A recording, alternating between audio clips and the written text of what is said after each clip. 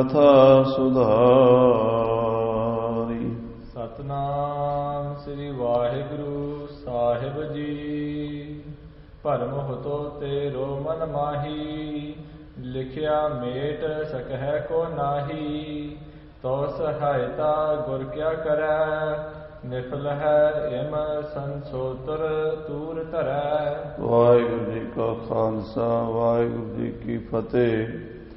गुरु की साजी नवाजी साध संगत जी, सतगुरां दे पावन चरणां 'ਚ संध्या दे दीवानां दीयां हाजरीਆਂ भर के आप जी ने गुरबाणी का आनंद माणिया है। सतगुरु साहब श्री गुरु अर्जन देव सच्चे पातशाह जी के चरणों विच मंडी का राजा भाई कल्याणे के प्रचार तो प्रभावित होकर सिੱਖੀ धारण करने लई आया है।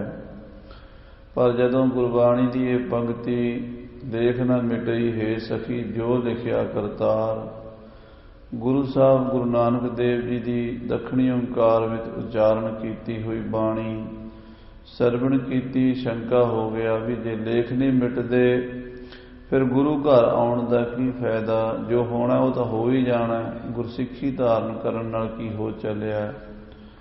तां उसने गुरु साहब कोले सवाल किया। महाराज ने बचन किया साडे कोल कुछ समा ठहरो, तुहानूं इहदा जवाब मिल जाएगा। रात नूं सुपने विच राजा चंडालां दे घर जन्म लैंदा है। सुपने विच चंडाल परिवार विच जिन्हां जीआं नूं वेखदा है। अगले दिन शिकार खेडण गए उही बंदे उसनूं घेर लैंदे हन, कहंदे तूं तां मर गया सी, तूं इत्थे बैठा है। सारे इकट्ठे हो जाते हैं। गुरु अर्जन देव जी पिछों पहुँच के राजे की जान छुड़ाते हैं। तो राजा पूछता महाराज ये समझ नहीं आई भी जो मैं सुपने च देखिया सी उही बंदे सेम मैनू अज मिले हैं, ये की गल है। सतगुरु कहते गल यह है भी तू शंका कीता सी भी लेख नहीं मिटदे, गुरु की कर सकदा। असी तेनू दसिया सी भी लेख तां नहीं मिटदे, जो वाहिगुरु दा लिखिया वो हुंदा तां उसे तरह ही है, पर गुरु सूली दा सूल बना दिंदा, वड्डी चीज़ नूं छोटा दुख बना दिंदा। जे गुरु की शरण आ जाइए तां लेख तां उदां ही हुंदे जिवें वाहिगुरु ने लिखे होना उदां ही है, पर गुरु कोल आके सूली दी सूल बन जाती है। जिवें तेरे नाल बीती है सुपने विच ये तेरे नाल सच्ची होना सी, अगला जन्म तेरा चंडालां दे घर होना सी, तो दुख भोगने सी, सारा कुछ जो तू देखिया वो होना सी। पर गुरु नानक साहब सच्चे पातशाह ने कृपा करके राती सुपने च तेनू सारा कुछ दिखा दिता। सो राजा गुरु साहब के बचन सुन के किदां प्रभावित होया। आओ हम अगली कथा श्रवण करिए, प्यार नाल आखिए सतनाम श्री वाहिगुरु साहिब जी। सतनाम श्री वाहिगुरु साहिब जी। भरम होतो तेरो मन माही। सतगुरु फरमांदे है राजा तेरे मन विच बड़ा भारी भरम पिया होया सी, लिखिया मेट सकै को नाही। तेनू ये भरम पिया सी भी लिखिया होया लेख किसे तो मिटदा नहीं। तू बाणी सुनी सी ते बाणी सच्ची है, वो तो ठीक है भी लेख नहीं मिटदा, पर गुरु जिहड़ा है उस लेख दे विच रेख मार दिंदा है, सूली दा सूल बना दिंदा। ये गल तेरे समझ नहीं सी आउंदी। तो सहायता गुर क्या करै। तू ये सोचदा सी भी जे लेख मिटना नहीं तो फिर गुरु की सहायता कर सकते ने, गुरु की मदद कर सकते ने, भाव कुछ नहीं कर सकते। हाँ जी निफल है इम संसो तू धरै। तू ये संसा करदा सी भी फिर गुरु दे धारण करन दी लोड़ ही कोई नहीं, गुरसिੱਖੀ धारण करन दी लोड़ कोई नहीं। जे भाणा परमात्मा दा मिटना नहीं ते गुरु ने भी नहीं मिटाना, फिर तां जो हुंदा होण दिओ। गुरु गुरबाणी पढ़न दी, गुरमत धारण करन दी, रहत रखण दी कोई लोड़ नहीं। ये तैनूं शंका सीगा। हाँ जी सो बिद तुझको कर दिखराई। असी तैनूं इस सुपने विच सारा कुछ दिखा दिता है, करके दिखा दिता भी इदां हुंदा है। जे गुरु की शरण आ जाइए तो गुरु सूली का सूल किवें बनाते हैं, वड्डे वड्डे दुखां नूं छोटे ਇੱਕ ਸੁਪਨੇ ਵਿੱਚ ਹੀ ਕੱਟ ਦਿੰਦੇ ਹਨ। ਹਾਂਜੀ, ਏਮ ਸ੍ਰੀ ਸਤਿਗੁਰ ਹੋਏ ਸਹਾਈ, ਗੁਰੂ ਸਹਾਇਤਾ ਕਰਦੇ ਹਨ। ਪ੍ਰਮਾਤਮਾ ਦਾ ਹੋਇਆ ਲਿਖਿਆ ਹੋਇਆ ਵੀ ਪੂਰਾ ਹੋ ਜਾਂਦਾ ਹੈ, ਪਰ ਹੁੰਦਾ ਬਹੁਤ ਥੋੜੇ ਸਮੇਂ ਵਿੱਚ। ਜਿਹੜਾ ਬਹੁਤ ਲੰਮੇ ਸਮੇਂ ਵਿੱਚ ਹੋਣਾ ਸੀ, ਉਹ ਇੱਕ ਸੁਪਨੇ ਵਿੱਚ ਘੜੀ ਤੋਂ ਘੜੀ 'ਚ ਨਿਬੇੜ ਦਿੱਤਾ ਹੈ ਤੇਰਾ। ਹਾਂਜੀ, ਮਹਾ ਕਸ਼ਟ ਤੇ ਲੇਤ ਬਚਾਏ, ਸਤਿਗੁਰੂ ਆਪਣੇ ਸਿੱਖ ਨੂੰ ਬੜੇ ਭਾਰੀ ਕਸ਼ਟਾਂ ਤੋਂ ਬਚਾ ਲੈਂਦੇ ਹਨ। ਜੋ ਸਿੱਖ ਬਨਹਿ ਸ਼ਰਧਾ ਲਿਆਏ, ਜਿਹੜਾ ਗੁਰੂ ਤੇ ਸ਼ਰਧਾ ਲਿਆਉਂਦਾ ਹੈ, ਵਿਸ਼ਵਾਸ ਰੱਖਦਾ ਹੈ, ਗੁਰੂ ਤੇ ਭਰੋਸਾ ਕਰਕੇ ਗੁਰੂ ਦਾ ਸਿੱਖ ਬਣਦਾ ਹੈ, ਗੁਰੂ ਦੇ ਜਹਾਜ਼ ਤੇ ਚੜ੍ਹ ਜਾਂਦਾ ਹੈ। ਸੁਣ ਕੇ ਨਿਪ ਗਦ ਗਦ ਹੋਏ ਗਇਓ, ਇਹ ਸੁਣ ਕੇ ਗੁਰੂ ਮਹਾਰਾਜ ਗੁਰੂ ਅਰਜਨ ਦੇਵ ਜੀ ਦੇ ਬਚਨ ਮੰਡੀ ਦਾ ਰਾਜਾ ਗਦਗਦ ਹੋ ਗਿਆ, ਬਾਗੋ ਬਾਗ ਹੋ ਗਿਆ। ਉਹਦੀ ਖੁਸ਼ੀ ਦਾ ਕੋਈ ਹੱਦ ਬੰਨਾ ਨਾ ਰਿਹਾ। ਉਹਨੂੰ ਸਮਝ ਆਈ ਵੀ ਮੈਨੂੰ ਪੂਰਾ ਗੁਰੂ ਮਿਲ ਗਿਆ ਹੈ। ਪੂਰਾ ਗੁਰੂ ਨਹੀਂ ਮਿਲਦਾ, ਦੁਨੀਆ ਤੇ ਜ਼ੋਰ ਲਾ ਲਈਏ ਬੜਾ ਔਖਾ ਮਿਲਦਾ, ਤੇ ਪੂਰਾ ਗੁਰੂ ਮਿਲਦਾ ਔਖਾ ਮਿਲਦਾ। ਤੋ ਅੱਜ ਮੇਰੇ ਭਾਗ ਜਾਗੇ ਹਨ, ਮੈਨੂੰ ਅੰਤਰਜਾਮੀ ਸਰਬੱਗ ਪੂਰਨ ਸਤਿਗੁਰੂ ਮਿਲੇ ਹਨ। ਬੈਠੇ ਮਹਿਜ ਪ੍ਰੇਮ ਉਪਜਿਓ, ਮਹਾਰਾਜ ਦੇ ਚਰਨਾਂ ਵਿੱਚ ਬੈਠਾ ਪ੍ਰੇਮ ਦਾ ਪੁਤਲਾ ਬਣ ਗਿਆ ਰਾਜਾ। ਰੋਮ ਰੋਮ ਉਹਦਾ ਖਿੜ ਗਿਆ ਪ੍ਰੇਮ ਦੇ ਨਾਲ। ਬਹਿਓ ਨੈਣ ਤੇ ਅਸ਼ੁਰ ਪ੍ਰਵਾਹੂ, ਉਹਦੀਆਂ ਅੱਖਾਂ 'ਚੋਂ ਹੰਝੂ ਵਗਣ ਲੱਗ ਪਏ ਪਿਆਰ ਦੇ। ਹਾਂਜੀ, ਪਰਿਓ ਸੀਸ ਪਗ ਪੰਕਜ ਮਾਹੂ, ਉੱਠ ਕੇ ਨਾ ਮਹਾਰਾਜ ਦੇ ਚਰਨਾਂ 'ਚ ਪੈ ਗਿਆ ਤੇ ਆਪਣਾ ਸਿਰ ਸ੍ਰੀ ਗੁਰੂ ਅਰਜਨ ਦੇਵ ਸਾਹਿਬ ਜੀ ਦੇ ਚਰਨਾਂ 'ਤੇ ਧਰ ਕੇ ਆਪਣੀਆਂ ਅੱਖਾਂ ਦੇ ਹੰਝੂਆਂ ਨਾਲ ਸਤਿਗੁਰਾਂ ਦੇ ਚਰਨ ਧੋਣ ਲੱਗਾ ਹੈ। ਧੰਨ ਧੰਨ ਸ੍ਰੀ ਸਤਿਗੁਰ ਅਰਜਨ, ਹੇ ਧੰਨ ਸਤਿਗੁਰੂ ਅਰਜਨ ਦੇਵ ਜੀ ਮਹਾਰਾਜ, ਤੁਸੀਂ ਧੰਨ ਹੋ, ਤੁਸੀਂ ਧੰਨ ਹੋ ਸੱਚੇ ਪਾਤਸ਼ਾਹ। ਸਿੱਖਨ ਰੱਖਕ ਸੁਨ ਜਿਨ ਅਰਜਨ, ਤੁਸੀਂ ਆਪਣੇ ਸਿੱਖਾਂ ਦੀਆਂ ਅਰਜ਼ਾਂ ਸੁਣਦੇ ਹੋ ਔਰ ਸਿੱਖਾਂ ਦੀ ਰੱਖਿਆ ਕਰਦੇ ਹੋ। ਆਪਣੇ ਸੇਵਕਾਂ ਦੀਆਂ ਬੇਨਤੀਆਂ ਸੁਣ ਕੇ ਉਹਨਾਂ ਦੇ ਸ਼ੰਕੇ ਦੂਰ ਕਰਕੇ ਉਹਨਾਂ ਦੇ ਮਨ ਨੂੰ ਸ਼ਾਂਤੀ ਦਿੰਦੇ ਹੋ। ਮੈਂ ਅਤ ਦੀਨ ਪਰਿਓ ਦਰਬਾਰ, ਹੇ ਮਹਾਰਾਜ ਸੱਚੇ ਪਾਤਸ਼ਾਹ ਗਰੀਬ ਨਿਵਾਜ ਸਤਿਗੁਰੂ ਜੀ, ਮੈਂ ਨਿਮਾਣਾ ਸੇਵਕ ਅਤੀ ਨਿਮਾਣਾ ਹਾਂ, ਤੁਹਾਡੇ ਦਰਬਾਰ ਵਿੱਚ ਆਇਆ ਹਾਂ, ਤੁਹਾਡੀ ਸ਼ਰਨ ਵਿੱਚ ਆਇਆ ਹਾਂ। ਗਹੋ ਬਾਹੋ ਕੀਜਹਿ ਭਵ ਪਾਰ, ਮਹਾਰਾਜ ਮੇਰੀ ਬਾਂਹ ਫੜੋ ਤੇ ਮੈਨੂੰ ਇਸ ਭਵ ਸਾਗਰ ਤੋਂ ਪਾਰ ਲੰਘਾਓ। ਇਹ ਸੰਸਾਰ ਸਮੁੰਦਰ ਤੋਂ ਮੇਰਾ ਪਾਰ ਉਤਾਰਾ ਕਰੋ। ਸੰਸਾਰ ਸਮੁੰਦੇ ਤਾਰ ਗੋਬਿੰਦੇ, ਤਾਰ ਰਹਿ ਬਾਪ ਬੀਠਲਾ। ਅਨੰਦ ਬੇੜਾ ਹੋਂ ਖੇਵ ਨ ਸਾਕੋ, ਤੇਰਾ ਪਾਰ ਨ ਪਾਇਆ ਬੀਠਲਾ। ਇਹ ਸੱਚੇ ਪਾਤਸ਼ਾਹ ਜੀ, ਇਹ ਮੈਂ ਸੰਸਾਰ ਸਾਗਰ 'ਚ ਗੋਤੇ ਖਾ ਰਿਹਾ ਹਾਂ, ਜਨਮ ਮਰਨ ਦੇ ਚੱਕਰ 'ਚ ਪਿਆ ਹੋਇਆ ਹਾਂ। ਕਰੋੜਾਂ ਜਨਮ ਮੈਨੂੰ ਇਸ ਸੰਸਾਰ 'ਚ ਆਉਂਦਿਆਂ ਤੇ ਜਾਂਦਿਆਂ ਬੀਤ ਚੁੱਕੇ ਹਨ। ਕਦੋਂ ਤੋਂ ਹਾਂ ਇਹ ਮੈਂ ਦੱਸ ਨਹੀਂ ਸਕਦਾ, ਆਪ ਜਾਣਦੇ ਹੋ। ਹੁਣ ਮੇਰੇ ਤੇ ਕਿਰਪਾ ਕਰੋ, ਮੇਰਾ ਜਨਮ ਮਰਨ ਦਾ ਇਹ ਚੱਕਰ ਕੱਟ ਕੇ ਮੇਰੀ ਰੂਹ ਨੂੰ, ਮੇਰੀ ਆਤਮਾ ਨੂੰ ਆਪਣੇ ਚਰਨਾਂ ਵਿੱਚ ਲੀਨ ਕਰ ਲਵੋ। ਹਾਂਜੀ, ਤੁਮ ਸਮ ਗੁਰੂ ਪਾਏ ਹੋ ਕਹਾਂ, ਮਹਾਰਾਜ ਤੁਹਾਡੇ ਵਰਗਾ ਗੁਰੂ ਕਿੱਥੇ ਲੱਭਾਂਗਾ ਹੋਰ। ਸੰਸਾਰ ਵਿੱਚ ਗੁਰੂ ਨਹੀਂ ਮਿਲਦੇ ਸੌਖੇ ਕੀਤੇ, ਮੁਕਤੀ ਦੇਣ ਵਾਲੇ, ਕਰਮ ਕਾਂਡਾਂ 'ਚ ਜੋੜਨ ਵਾਲੇ ਬੜੇ ਹਨ, ਪਰਮਾਤਮਾ ਦੇ ਨਾਲ ਜੋੜਨ ਵਾਲੇ, ਅਕਾਲ ਪੁਰਖ ਨਾਲ ਜੋੜਨ ਵਾਲੇ ਗੁਰੂ ਬਹੁਤ ਔਖੇ ਮਿਲਦੇ ਹਨ, ਘੱਟ ਮਿਲਦੇ ਹਨ। ਆਪ ਜੀ ਦੇ ਦਰਸ਼ਨ ਹੋ ਗਏ, ਮੈਂ ਸਮਝਦਾ ਮੇਰਾ ਜਨਮ ਸਫਲਾ ਹੋ ਗਿਆ ਹੈ।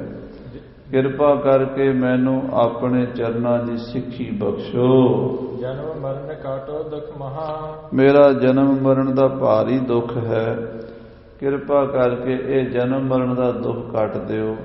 ਪ੍ਰਭ ਜਨਮ ਮਰਨ ਨਿਵਾਰ, ਹਾਰ ਭਰਿਓ ਦੁਆਰ। हे ਸਤਿਗੁਰੂ ਜੀ, ਹਾਰ ਕੇ ਮੈਂ ਤੁਹਾਡੇ ਦੁਆਰੇ ਤੇ ਆਇਆ ਹਾਂ, ਮੇਰਾ ਜਨਮ ਮਰਨ ਨਿਰਵਿਰਤ ਕਰ ਦਿਓ। ਨਿਜ ਚਰਨਾਮ੍ਰਿਤ ਮੁਝ ਕੋ ਦੇਹੋ, हे ਗੁਰੂ ਜੀ, ਕਿਰਪਾ ਕਰਕੇ ਆਪਣੇ ਚਰਨਾਂ ਦਾ ਅੰਮ੍ਰਿਤ ਮੈਨੂੰ ਛਕਾਓ।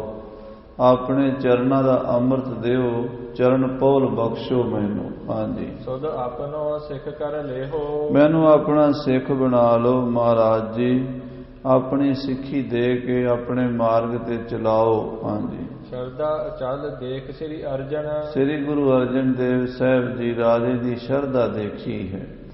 ਰਾਜੇ ਦੀ ਭਾਵਨਾ ਜੋ ਬੜੀ ਸੱਚੀ ਸੁੱਚੀ ਸੀ, ਉਹਦੇ ਮਨ ਦੇ ਸਾਰੇ ਸ਼ੰਕੇ ਭਰਮ ਮਿਟ ਚੁੱਕੇ ਸਨ, ਵਲਵਲੇਵੇਂ ਸਾਰੇ ਦੂਰ ਹੋ ਗਏ ਸਨ। ਉਹਦਾ ਮਨ ਗੁਰੂ ਚਰਨਾਂ ਵਿੱਚ ਸਮਰਪਣ ਹੋ ਚੁੱਕਾ ਸੀ। ਮਨ ਵਿੱਚ ਸਤਿਗੁਰ ਕੇ ਪਾਸ, ਤਿਸ ਸੇਵਕ ਕੇ ਕਾਰਜ ਰਾਸ। ਹੁਣ ਮਹਾਰਾਜ ਉਹਦੇ ਤੇ ਤੁੱਠੇ ਹਨ। ਹਾਂਜੀ, ਸੰਸੇ ਮਿਟੇ ਭਇਓ ਅਬ ਸੁਧ ਮਨ। ਮਹਾਰਾਜ ਵੇਖਦੇ ਆ ਵੀ ਰਾਜੇ ਦੇ ਮਨ ਦੇ ਸ਼ੰਕੇ ਮਿਟ ਗਏ ਹਨ। ਹੁਣ ਇਹਦੇ ਮਨ ਦੇ ਵਿੱਚ ਕੋਈ ਸਵਾਲ ਨਹੀਂ ਰਿਹਾ, ਮਨ ਸ਼ੁੱਧ ਹੋ ਗਿਆ। ਦੇਖੋ ਸਾਧ ਸੰਗਤ ਜੀ, ਮਨ ਕਦੋਂ ਸ਼ੁੱਧ ਹੁੰਦਾ? ਜਦੋਂ ਸ਼ੰਕਾ ਮਿਟ ਜਾਵੇ। ਜਿੰਨਾ ਚਿਰ ਸਾਡੇ ਮਨ 'ਚ ਸ਼ੰਕਾ ਹੈ, ਉਹਨਾਂ ਚਿਰ ਮਨ ਮੈਲਾ ਹੈ, ਗੰਦਾ ਹੈ। ਮਨ ਨੂੰ ਸ਼ੰਕੇ ਹੀ ਗੰਦਾ ਕਰਦੇ ਹਨ। ਜੇ ਅਸੀਂ ਆਪਣੇ ਸਰੀਰ ਦੇ ਉੱਤੇ ਕੋਈ ਦਾਗ ਨਹੀਂ ਚਾਹੁੰਦੇ, ਸਫਾਈ ਰੱਖਦੇ ਹਾਂ, ਕੋਈ ਮਾੜਾ ਮੋਟਾ ਕੱਪੜੇ ਨੂੰ ਦਾਗ ਲੱਗ ਜੇ, ਫਟਾਫਟ ਸਾਬਣ ਲਾ ਕੇ ਧੋਂਦੇ ਹਾਂ ਵੀ ਮਨ, ਇਹ ਸਰੀਰ ਸਾਡਾ ਸਾਫ਼ ਰਵੇ। ਮਨ ਬਾਰੇ ਵੀ ਇੱਦਾਂ ਹੀ ਸੋਚੀਏ ਵੀ ਮਨ ਦੇ ਵਿੱਚ ਵੀ ਕੋਈ ਸ਼ੰਕਾ ਨਾ ਹੋਵੇ, ਮਨ ਦੇ ਵਿੱਚ ਕੋਈ ਗੰਦਗੀ ਨਾ ਹੋਵੇ, ਮਨ ਵਿੱਚ ਕੋਈ ਮੈਲ ਨਾ ਹੋਵੇ। ਮਨ ਸਾਡਾ ਪਵਿੱਤਰ ਹੋਵੇ, ਸਾਫ਼ ਹੋਵੇ। ਉਹ ਤਾਂ ਹੀ ਹੋਵੇਗਾ ਜੇ ਸ਼ੰਕਾ ਨਿਕਲੇਗਾ ਵਿੱਚੋਂ, ਕਿੰਤੂ ਪਰੰਤੂ ਨਿਕਲੇਗੀ। ਕੀ ਹੋਇਆ ਤੇ ਕੀ ਕਿਉਂ ਹੋਇਆ? ਖੱਪ ਖੱਪ ਮਰੇ ਸਿਆਣੇ, ਉਸ ਰਾਹ ਪਵੇਂ ਕਿਉਂ ਜਿੰਦੇ। ਜਿਸ ਰਾਹ ਪੂਰ ਮੁਹਾਣੇ, ਭਟਕਣ ਛੱਡ ਲਟਕਲਾ ਇੱਕੋ। ਖੀਵੀ ਹੋ ਸੁਖ ਮਾਣੀ, ਹੋਸ਼ਾਂ ਨਾਲੋਂ ਮਸਤੀ ਚੰਗੀ। ਰੱਖਦੀ ਸਦਾ ਟਿਕਾਣੇ। ਡਾਕਟਰ ਭਾਈ ਵੀਰ ਸਿੰਘ ਜੀ ਲਿਖਦੇ ਹਨ, ਕੀ ਹੋਇਆ ਤੇ ਕੀ ਕਿਉਂ ਹੋਇਆ? ਕੀ ਹੋਇਆ, ਕਿਵੇਂ ਹੋਇਆ? ਇਸ ਕਿੰਤੂ ਪਰੰਤੂ 'ਚ ਬੜੇ ਬੜੇ ਸਿਆਣੇ ਖੱਪ ਖੱਪ ਕੇ ਮਰ ਗਏ ਹਨ। ਮੇਰੀ ਜਿੰਦ ਤੂੰ ਉਸ ਰਾਹ ਤੇ ਕਿਉਂ ਪੈਂਦੀ ਹੈ ਜਿਹੜੇ ਰਾਹ ਤੇ ਕਰੋੜਾਂ ਬੰਦੇ ਲੱਖਾਂ ਸਾਲਾਂ ਤੋਂ ਪਹਿਲਾਂ ਇਸ ਚੱਕਰ ਦੇ ਜਨਮ ਮਰਨ ਦੇ ਚੱਕਰ 'ਚ ਪੈ ਚੁੱਕੇ ਹਨ, ਡੁੱਬ ਚੁੱਕੇ ਹਨ। ਤੂੰ ਫੇਰ ਸ਼ੰਕਾ ਉਹੀ ਕਰੀ ਜਾਂਦੀ ਹੈ। ਉਸ ਰਾਹ ਪਵੇਂ ਕਿਉਂ ਜਿੰਦੇ, ਜਿਸ ਰਾਹ ਪੂਰ ਮੁਹਾਣੇ। ਭਟਕਣਾ ਛੱਡ ਦੇ, ਇੱਕ ਲਿਵ ਲਾ ਲੈ ਵਾਹਿਗੁਰੂ ਦੇ ਚਰਨਾਂ ਵਿੱਚ। ਭਟਕਣ ਛੱਡ ਲਟਕਲਾ ਇੱਕੋ, ਖੀਵੀ ਹੋ ਸੁਖ ਮਾਣੀ। ਹੋਸ਼ਾਂ ਨਾਲੋਂ ਮਸਤੀ ਚੰਗੀ, ਰੱਖਦੀ ਸਦਾ ਟਿਕਾਣੇ। ਜਿੰਨੇ ਹੋਸ਼ ਵਾਲੇ ਨੇ ਇਹ ਤਾਂ ਭਟਕਦੇ ਫਿਰਦੇ ਨੇ, ਇਹ ਤਾਂ ਦੇਖਦੇ ਫਿਰਦੇ ਨੇ। ਮਸਤੀ ਵਾਲੇ ਟਿਕੇ ਹੋਏ ਨੇ, ਮਸਤ ਹੋ ਕੇ ਵਾਹਿਗੁਰੂ ਦੇ ਚਰਨਾਂ ਵਿੱਚ। ਭਾਈ ਗੁਰਦਾਸ ਜੀ ਕਹਿੰਦੇ, ਮਤ ਵਾਲੇ ਅਮਲੀ ਹੋਏ, ਪੀ ਪੀ ਚੜੇ ਸਹਿਜ ਕਰ ਆਏ।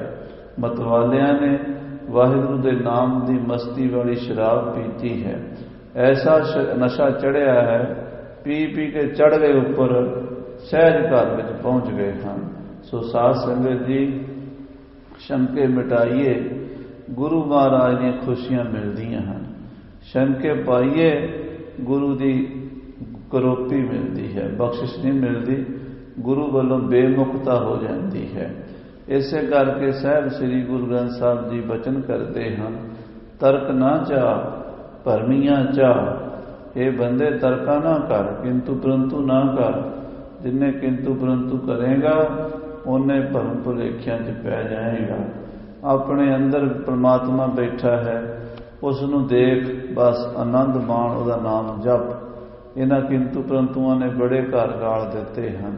ਸੋ ਪਿਆਰੀ ਸਾਧ ਸੰਗਤ ਜੀ, ਜਦੋਂ ਮਹਾਰਾਜ ਨੇ ਵੇਖਿਆ ਰਾਜਾ ਮੰਡੀ ਦਾ ਤੀਰ ਵਰਗਾ ਸਿੱਧਾ ਹੋ ਗਿਆ ਮਨ ਉਹਦਾ, ਸਾਰੇ ਵਲਵਲੇ ਨਿਕਲ ਗਏ, ਸ਼ੰਕੇ ਮਿਟ ਗਏ।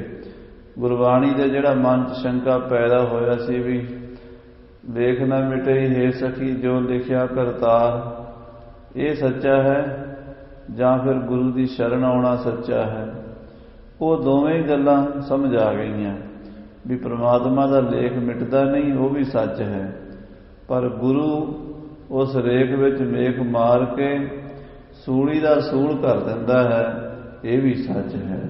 ਸਮਝ ਆ ਗਈ। ਸਮਝ ਆਉਂਦਿਆਂ ਹੀ ਟਾਈਮ ਲੱਗਦਾ। ਹੋਰ ਸਾਰੀਆਂ ਜੋ ਸਾਧ ਸੰਗਤ, ਸਾਰੇ ਸਵਾਲਾਂ ਦਾ ਜਵਾਬ ਦੁਨੀਆ ਤੇ ਹੈ। ਹਰ ਬਿਮਾਰੀ ਦੀ ਦਵਾਈ ਪਰਮਾਤਮਾ ਨੇ ਬਣਾਈ ਹੈ। ਪਹਾੜਾਂ ਵਿੱਚ ਜਾਓ ਨਾ, ਸ਼ਿਮਲੇ ਵਾਲੇ ਪਾਸੇ, ਉੱਥੇ ਇੱਕ ਬੂਟੀ ਹੈ, ਉਹਨੂੰ ਬਿੱਛੂ ਬੂਟੀ ਕਹਿੰਦੇ ਨੇ। ਮਾੜਾ ਜਿਹਾ ਉਹਨੂੰ ਛੂਹ ਜਾਓ ਤੇ ਤੁਹਾਡੇ ਪਿੰਡੇ ਤੇ ਇਦਾਂ ਲੜਦੀ ਹੈ ਜਿਵੇਂ ਬਿੱਛੂ ਲੜ ਗਿਆ ਹੋਵੇ, ਟੱਪ ਜਾਂਦਾ ਬੰਦਾ। ਬਹੁਤ ਉਹਦੀ ਸਾਰੇ ਪਿੰਡੇ ਤੇ ਖੁਰਕੁਰ। ਜੇ ਕਿਸੇ ਨੂੰ ਉੱਦਾਂ ਸ਼ਰਾਰਤ ਦੇ ਨਾਲ ਤੰਗ ਕਰਨਾ ਹੋਵੇ ਤੇ ਚੁੱਕ ਕੇ ਕਈ ਉੱਦਾਂ ਲਾ ਦਿੰਦੇ, ਤੇ ਜਿਹਨੂੰ ਲੱਗ ਜੇ ਨਾ ਮਾੜੀ ਜਿਹੀ ਵੀ ਤੇ ਉਹ ਫਿਰ ਟਪੂਸੀਆਂ ਮਾਰਦਾ, ਹਾਏ ਮਰ ਗਿਆ, ਹਾਏ ਮਰ ਗਿਆ, ਹਾਏ ਮਰ ਗਿਆ। ਉਸ ਬੂਟੀ ਦੇ ਲਾਗੇ ਇੱਕ ਹੋਰ ਬੂਟੀ ਹੁੰਦੀ ਹੈ ਥੱਲੇ ਨਾਲ ਹੀ, ਉਹ ਚੁੱਕ ਕੇ ਉੱਤੇ ਲਾ ਦਿਓ ਤੇ ਉਸੇ ਵੇਲੇ ਉਹ ਜਿਹੜਾ ਨਾ ਉਹਦਾ ਬਿੱਛੂ ਬੂਟੀ ਦਾ ਜ਼ਹਿਰ ਉਤਰ ਜਾਂਦਾ, ਉਹ ਬੰਦਾ ਸ਼ਾਂਤ ਹੋ ਜਾਂਦਾ। ਔਰ ਜਿੱਥੇ ਬਿੱਛੂ ਬੂਟੀ ਦਾ ਬੂਟਾ ਹੋਏਗਾ ਨਾ ਉੱਥੇ ਨਾਲ ਉਹ ਵੀ ਨਾਲ ਹੀ ਹੋਵੇਗਾ। ਕੁਦਰਤੀ ਐਸੀ ਖੇਡ ਹੈ। ਉਹ ਇੱਕ ਐਗਜ਼ੈਂਪਲ ਹੈ ਵੀ ਪਰਮਾਤਮਾ ਨੇ ਬਿਮਾਰੀਆਂ ਵੀ ਬਣਾਈਆਂ ਨੇ ਤੇ ਉਹਨਾਂ ਦਾ ਇਲਾਜ ਵੀ ਬਣਾਇਆ, ਸਿਰਫ ਲੱਭਣਾ ਆਉਣਾ ਚਾਹੀਦਾ। ਜੇ ਸ਼ੰਕੇ ਨੇ ਤੇ ਸ਼ੰਕਿਆਂ ਦੇ ਜਵਾਬ ਵੀ ਹੈਗੇ ਨੇ, ਪਰ ਸਾਨੂੰ ਲੱਭਣੇ ਆਉਣੇ ਚਾਹੀਦੇ। ਜਿੱਥੇ ਸ਼ੰਕੇ ਦਾ ਜਵਾਬ ਮਿਲਣਾ ਉੱਥੇ ਅਸੀਂ ਜਾਂਦੇ ਹੀ। ਸਾਰੀ ਉਮਰ ਬਿੱਛੂ ਬੂਟੀ ਲੜਾਈ ਜਾਣੀ ਆ, ਜਿਹੜੀ ਉਹਦਾ ਇਲਾਜ ਵਾਲੀ ਬੂਟੀ ਉਹ ਚੁੱਕਣੀ ਨਹੀਂ, ਉਹ ਦੇਖਣਾ ਨਹੀਂ, ਤੇ ਫਿਰ ਟਪੂਸੀਆਂ ਮਾਰੀ ਜਾਣੀਆਂ, ਮਾਰੀ ਜਾਓ, ਸ਼ਾਂਤੀ ਨਹੀਂ ਆਣੀ।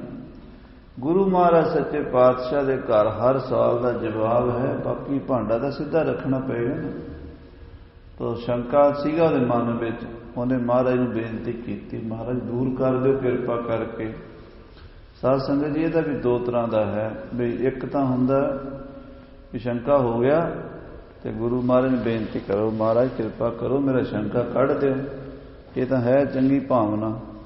ਇੱਕ ਇਹ ਹੈ ਵੀ ਸ਼ੰਕਾ ਪਾਈ ਜਾਣਾ, ਪਤਾ ਵੀ ਹੈ, ਜਵਾਬ ਵੀ ਹੈ ਪਤਾ ਵੀ, ਫੇਰ ਵੀ ਦੂਜਿਆਂ ਨੂੰ ਤੰਗ ਕਰਨਾ, ਕੀ ਹੋਇਆ ਜੀ, ਕਿਵੇਂ ਹੋਇਆ ਜੀ, ਇੱਦਾਂ ਕਿਉਂ ਹੋ ਗਿਆ ਜੀ, ਉੱਦਾਂ ਕਿਉਂ ਹੋ ਗਿਆ ਜੀ।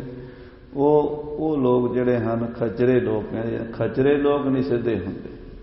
ਉਹਨਾਂ ਨੂੰ ਬ੍ਰਹਮਾ ਵੀ ਆ ਕੇ ਸਮਝਾਵੇ ਨਾ, ਮਹਾਰਾਜ ਕਹਿੰਦੇ ਹਰ ਜਸ ਸੁਣੈ ਨਾ ਹਰ ਗੁਣ ਗਾਵਹਿ, ਬਾਤ ਨਹੀਂ ਅਸਮਾਨ ਗਿਰਾਵਹਿ। ਐਸੇ ਲੋਗਨ ਸਿਉ ਕਿਆ ਕਹੀਏ, ਜੋ ਪ੍ਰਭ ਕੀਏ ਭਗਤੇ ਬਾਹਜ ਤਿਨ ਤੇ ਸਦਾ ਡਰਾਨੇ ਰਹੀਏ। ਉਹ ਨਹੀਂ ਕਦੀ ਮਹਾਰਾਜ ਦੇ ਬਚਨਾਂ ਤੇ ਵਿਸ਼ਵਾਸ ਕਰਨਗੇ, ਉਹ ਕਹਿਣਗੇ ਨਹੀਂ ਜੀ ਇੱਦਾਂ ਹੋ ਹੀ ਨਹੀਂ ਸਕਦਾ। ਉਹਨਾਂ ਦਾ ਕੋਈ ਹੱਲ ਨਹੀਂ। ਰਾਜਾ ਜਿਹੜਾ ਆਇਆ ਸੀਗਾ ਉਹ ਆਇਆ ਸੀ ਮੁਕਤੀ ਲੈਣ ਵਾਸਤੇ, ਆਪਣਾ ਭਲਾ ਕਰਨ ਵਾਸਤੇ, ਆਪਣੀ ਕਲਿਆਣ ਕਰਨ ਵਾਸਤੇ ਗੁਰੂ ਚਰਨਾਂ 'ਚ ਆਇਆ ਸੀ। ਇਸ ਲਈ ਉਹਦੇ ਸ਼ੰਕੇ ਦੀ ਗੁਰੂ ਸਾਹਿਬ ਜੀ ਨੇ ਦਵਾਈ ਕਰ ਦਿੱਤੀ ਹੈ। ਤੇ ਜਿਹੜੇ ਸ਼ੰਕਾ ਹੀ ਕਰਦੇ ਮਹਾਰਾਜ ਨੂੰ ਕੋਈ ਟੈਨਸ਼ਨ ਨਹੀਂ, ਕਰੀ ਜਾਣ, ਕੋਈ ਨਹੀਂ ਕਰੀ ਜਾਣ, ਜਿੰਨੇ ਮਰਜ਼ੀ ਨਿੰਦਾ ਹੀ ਕਰਨੀ ਕਰ ਲੈਣ, ਕੁਛ ਨਹੀਂ ਫਰਕ ਪੈਂਦਾ। ਗੁਰੂ ਤਾਂ ਉੱਦਾਂ ਹੀ ਰਹਿਣਾ। ਸਾਧ ਸੰਗਤ ਜੀ, ਸਾਡੇ ਰੌਲਾ ਪਾਉਣ ਦੇ ਨਾਲ ਗੁਰੂ ਦਾ ਕੀ ਵਿਗੜ ਚੱਲਿਆ?